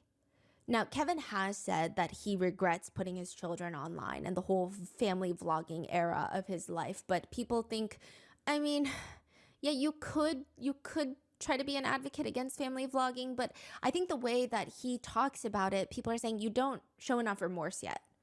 I'm saying it doesn't seem genuine. Like, you're saying these things, but it doesn't feel like you mean it. It's like you're just reading off of like this pre-done script before going on camera. Like, okay, this is the things I'm gonna say. It's gonna make me sound good. It's gonna make, this whole situation a little bit better. I don't see any remorse. True You just remorse. kind of go into like advocacy mode. It feels weird. Many netizens does also feel think weird. it's strange that Kevin is just acting like vlogging was just Ruby's thing when she was the one primarily vlogging, yes. But it seemed like he reaped the financial benefits of putting their children out there. And the worst part is, in a recent interview with People magazine, he said, the things you see that are concerning in the documentary, such as the sternness, the yelling at the kids to get them to comply in the filming, and those kinds of things. I think a lot of people that aren't familiar with family content creation would look at that and go, that's horrible. That's abusive. And it is abusive. But what I want people to understand is that was not unique to our family.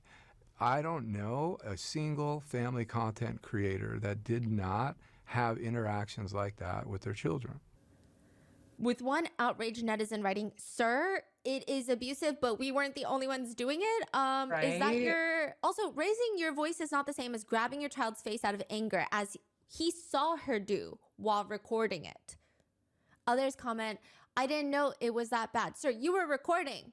Make it make sense, please. Another comment reads, a gentle reminder that Kevin Franke ordered a cease and desist to anyone who raised concerns about the children's safety and tried to have his oldest daughter arrested. Kevin's attorney would argue for Kevin that Jodi was the one that made sure he never saw the kids because, quote, she knew how much he valued their marriage and valued their family, and it was his desire to be able to get back with the family and preserve the marriage.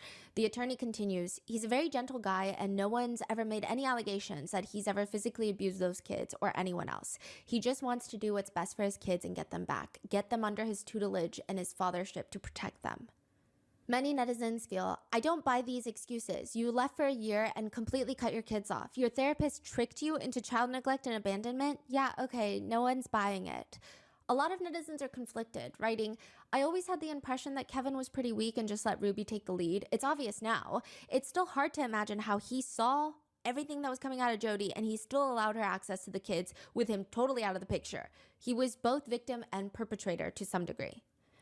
I think it is the belief of many that Kevin's true saving grace are his kids, that they are somewhat in his lives. Otherwise, I think the internet would rip him apart. I think the fact that Chad is trying to have a relationship with him, Sherry, I think while more wary, perhaps, she seems to be open to the idea of one day having a relationship with him, though she still calls him Kevin. It seems like that is his only saving grace. The fact that Chad even said, for my dad, I understand that in order to get his family back and not run into problems with my mom and our therapist, he had to obey her rules and follow each step. But one comment just reads, after reading Sherry Franke's book, you can see the extraordinary work that she has done to be in a better place, and Kevin is nowhere near his daughter's presence of mind, which she did with zero assistance from her father. Kevin needs to work on his own accountability, lessen the blame and excuses, and find a backbone that he never had as a protector. Others think that Ruby's siblings and parents are also at fault to some degree. Some netizens have expressed frustration, stating that the siblings must have known something, and could have done something to protect the kids. Bonnie, Ruby's sister, has publicly come out to condemn Kevin, saying, the one person that could have done something and had the legal right was Kevin. It was Kevin's job to check in on things, and he did not. She also posted a video titled, I am not my sister, I am not my sister's crimes, which a lot of netizens didn't really like the title of that video. I mean, I get it. A lot of people were coming on to the siblings saying, how did you not protect your nieces and nephews? But at the same time, I think as an aunt myself, it's unhinged. Ruby's siblings explained that for the past few years, Ruby and Kevin have pushed them out of their lives because they all hated connections. Bonnie says, my thoughts towards Ruby and Jodi and Kevin and connections. Yeah, where are you? What cave are you in? Is that it was all bullcrap. It was complete indoctrination of this thing that they created. I don't agree with how extreme they are on everything. I knew they were weird. I knew that they were off. Those are the things that we kept quiet about, because what was I going to say? What was I going to do? I was not going to come out and publicly say that I don't like my sister and I don't like what she's doing and I think she's weird. That is what we kept quiet about. Julie, another one of Ruby's sisters, says, we all saw it. We all felt weird about this Jodi lady. We weren't comfortable with it. We didn't like it. We didn't like the teachings Ruby was bringing to the family functions, and we were this close to telling her, if you come to our family events anymore, we do not want to hear what you were learning through connections because we don't like it. We never did say that to her, but we thought it. Anyway, so 3 years ago, Ruby and I hung out bottling tomatoes, and then a few weeks later, crap hit the fan and she left the family. She did call my mom and yelled at my mom on the phone for 45 minutes and accused her of things that were not true. Basically, I'm here to say that I had no idea what was happening. Like Bonnie mentioned in her video, we are not going to let Ruby destroy another thing in our lives. We have our platforms where we try and bring brightness and positivity into other people's lives, and that is why we didn't talk about Ruby in our content for the past 3 years. Sherry writes in her book, it took around 2 to 3 years before Ruby would cut ties entirely with her family. And as I watched Ruby delete contact after contact from her phone, I couldn't help but wonder, was this healing? I will say, I don't think it's right for people to blame Ruby's siblings and parents for things that they would not have known, because we don't know what they knew. We don't know how much Ruby was telling them, how much their nieces and nephews were disclosing with them. Probably not much. But I do think a lot of netizens didn't like their reactions. It came off very angry, and it came off a little bizarre. It just felt like they wanted more sympathy for the process that they as a family unit were going through, rather than just feeling protective over their nieces and nephews. Making things even more complicated is that most of Ruby's siblings are family vloggers. Some of them are more aggressively family vloggers, and some of them are more vloggers that show their families, which Sherry has been an incredible advocate for passing laws for family vlogging and child influencers. She recently got a bill passed in Utah legislature, and they are waiting for the governor to just sign it to become law. It's a bill aimed at protecting children of family vloggers. It would require parents to set aside a portion of their earnings into a trust fund for their children. Kind of like if you had a child that was in Hollywood, you have to set aside money for them for when they turn 18, if they're working as a child. And there's another part of that bill that is when that child turns 18, they have the right to request the removal of any and all content that they are featured in. Right, didn't I mention this probably in the first or second episode? Like, surely there has to be some protection law, maybe in some states where the child, say if they grow up, because as a kid, they're probably not going to realize truly just in depth how horrible their situation is.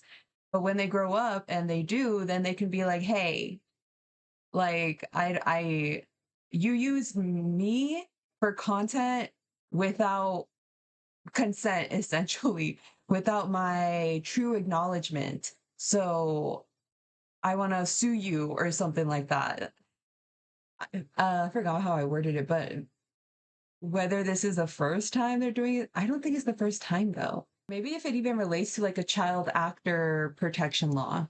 Utah is one of the biggest states for family vlogging, so this is monumental. And again, please read Sherry's book. I think even if it's like, yeah, family vlogging is bad, by reading her book, it does provide such a visceral perspective that honestly, I think it changed my brain chemistry on pretty much everything that has to do with family vlogging.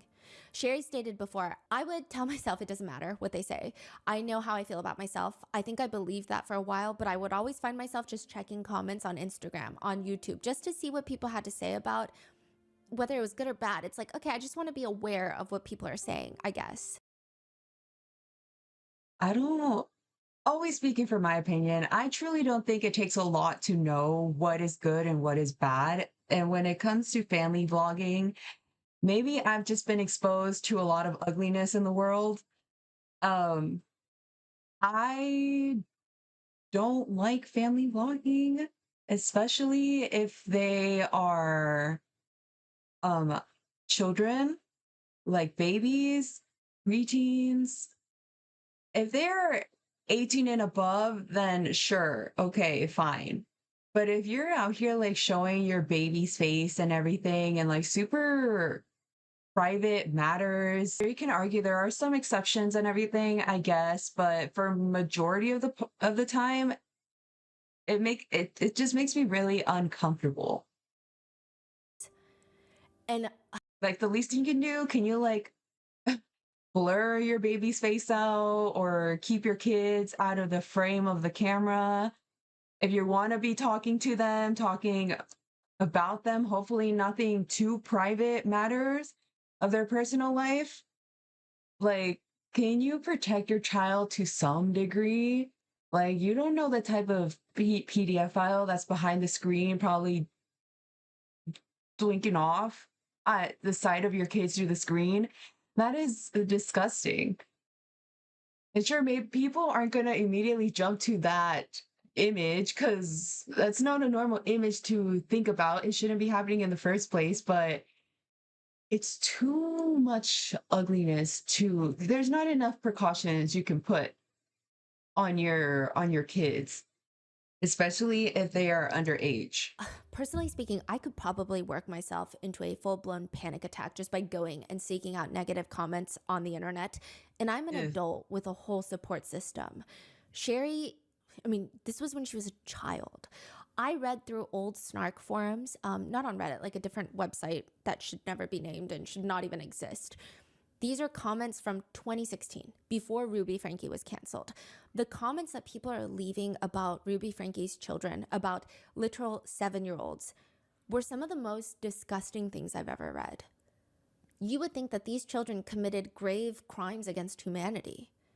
It was really deplorable. I mean, I genuinely had a crisis in the middle of the night one night where I'm like, who are these people? Are these adults doing this? Because that's crazy. Who seeks out these forums and goes on to have lengthy discussions about how much they hate, first of all, a 7-year-old child, and second of all, a 7-year-old child that they had never even met before?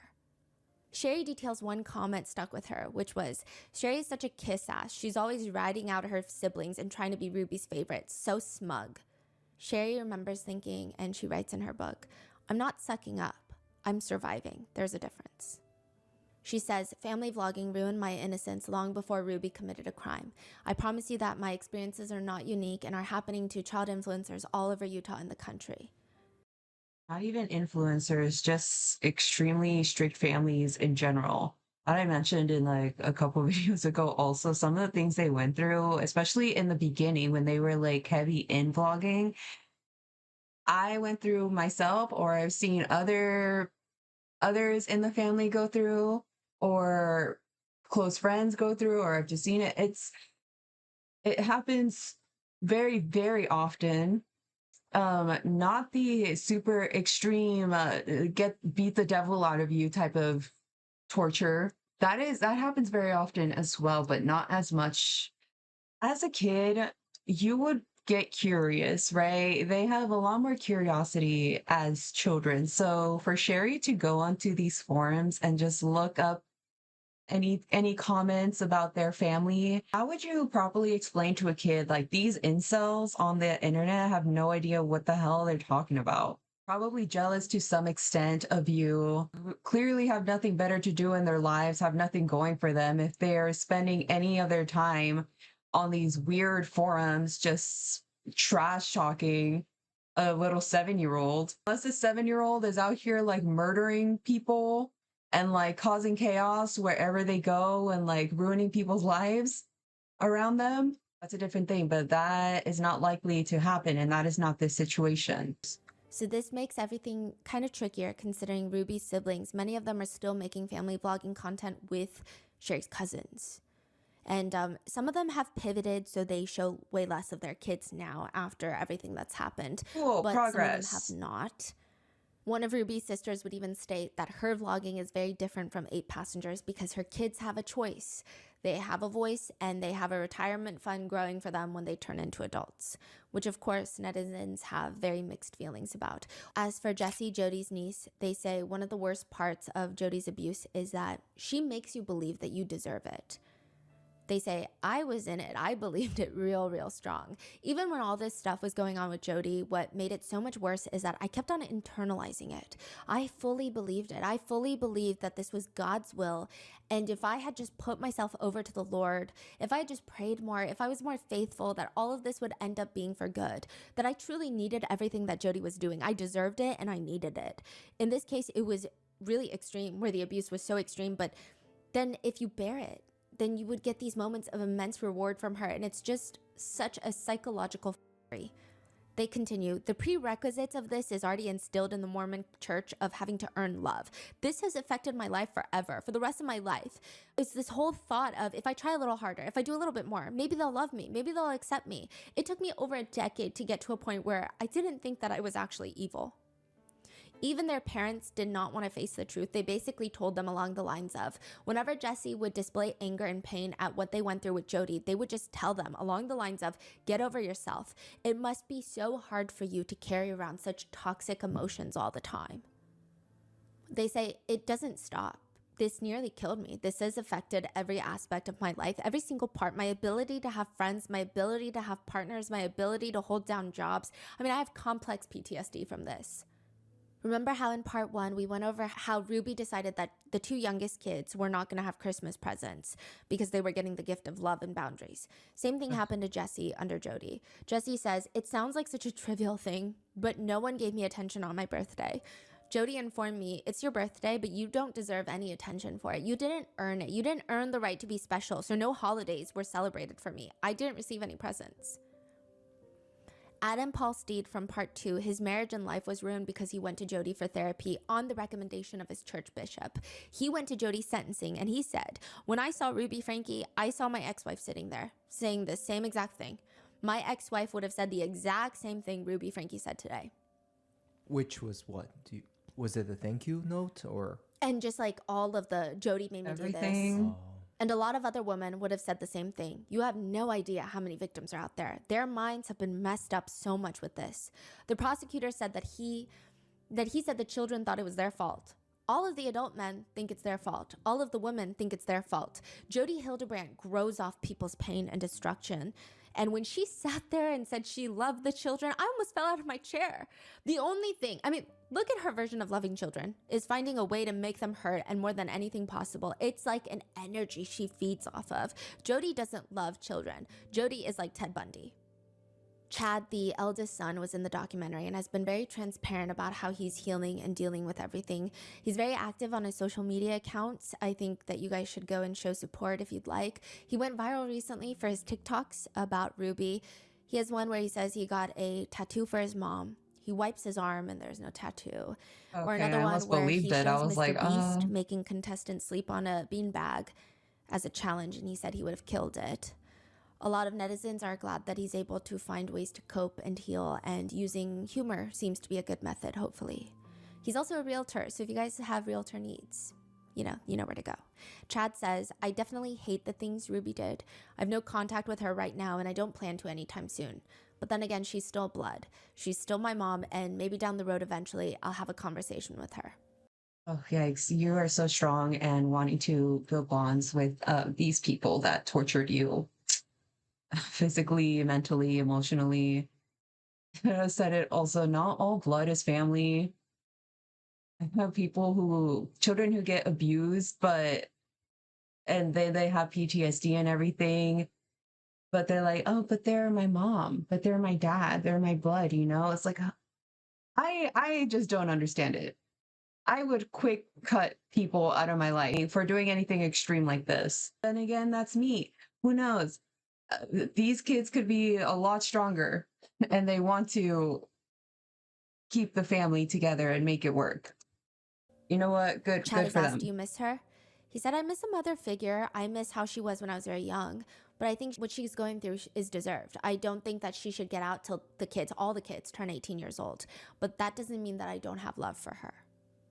Sherry attended Ruby's sentencing. She said, that's another thing.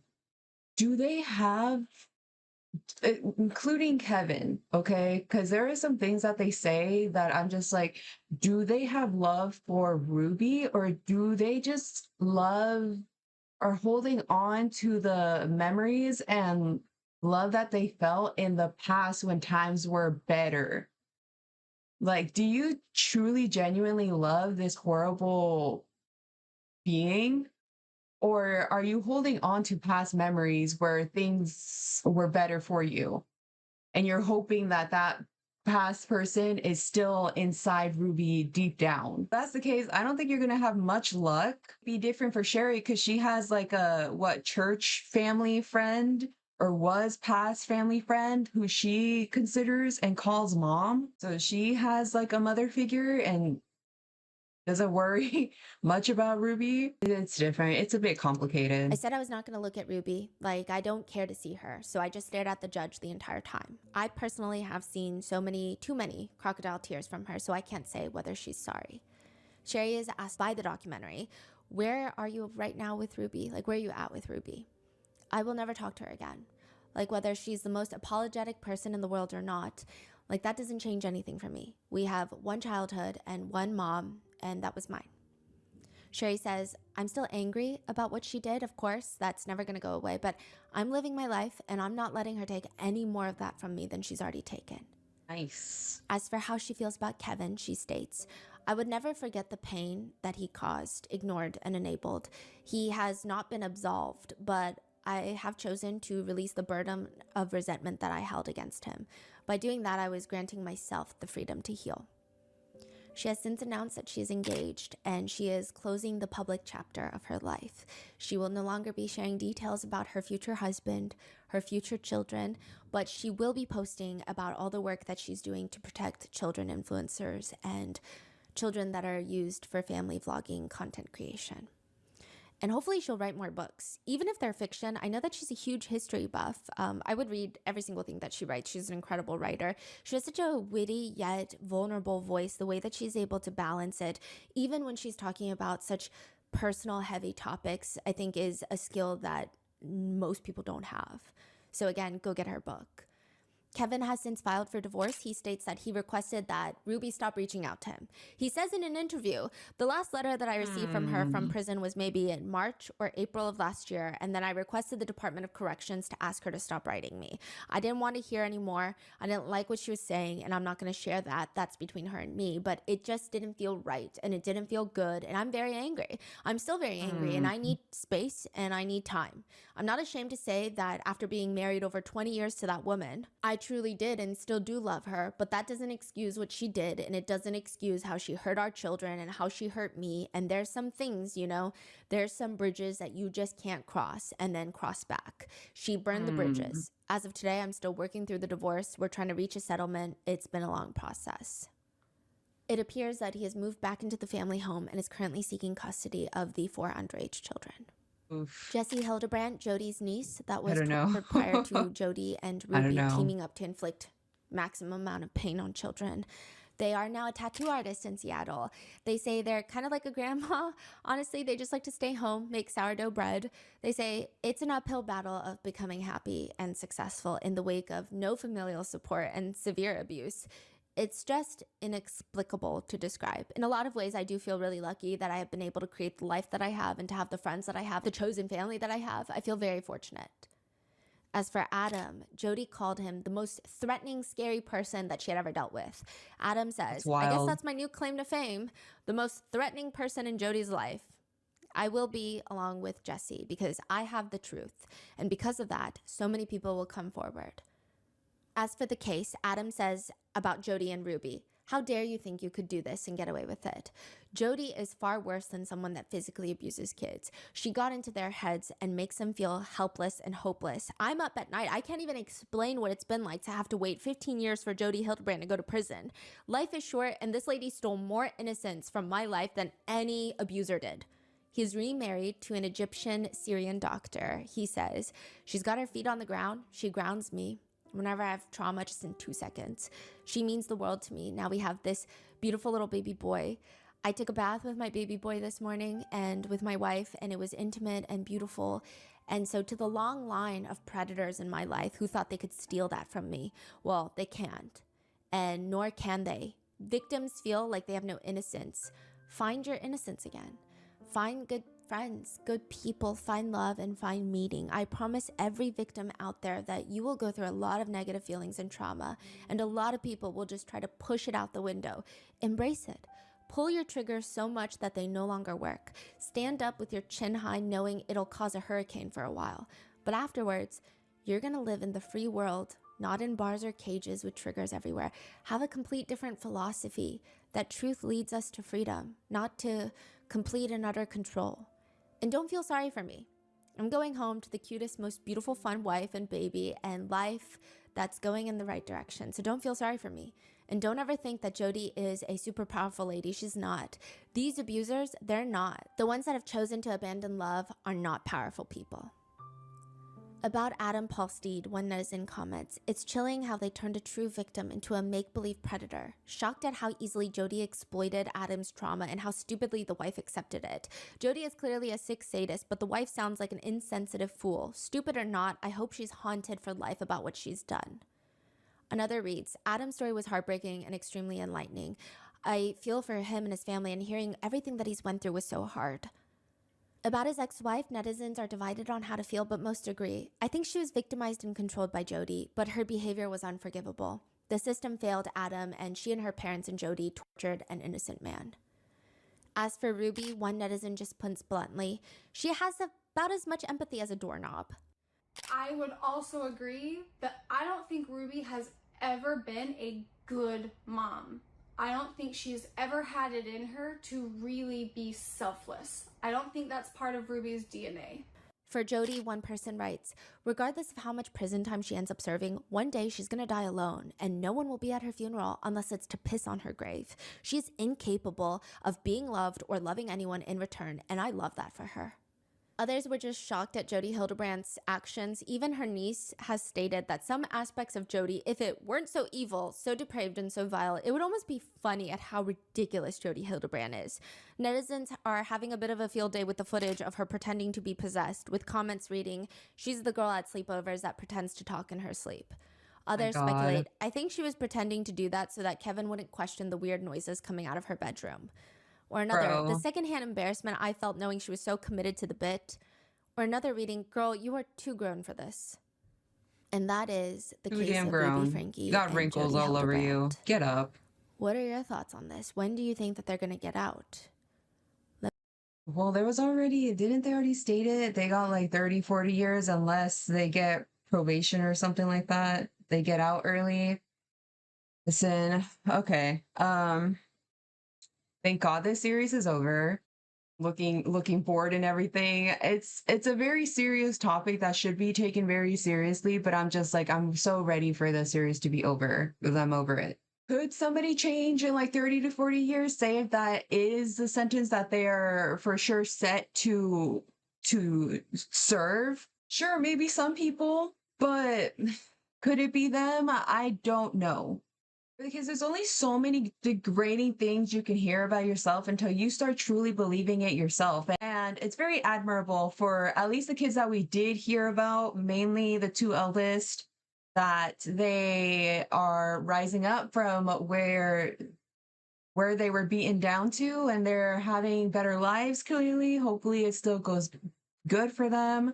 Sure, maybe some of the adults in the whole the whole storyline with Jody, some could be considered a victim. Some people may argue, but ultimately, I don't feel bad for them, at least not in the scope as I feel bad towards the kids in the whole storyline, because they're the ones who are truly suffering from all of this. Whether Kevin fully, truly came out of his whole brainwash thing and he truly, genuinely trying to reconcile with his kids and try to do better, I don't fully believe it. And if he does win custody over his kids, God, I hope that they live a much better, safer life. And this is only one Ruby Franke that we have heard about. There are hundreds of thousands of Ruby Frankies in the world.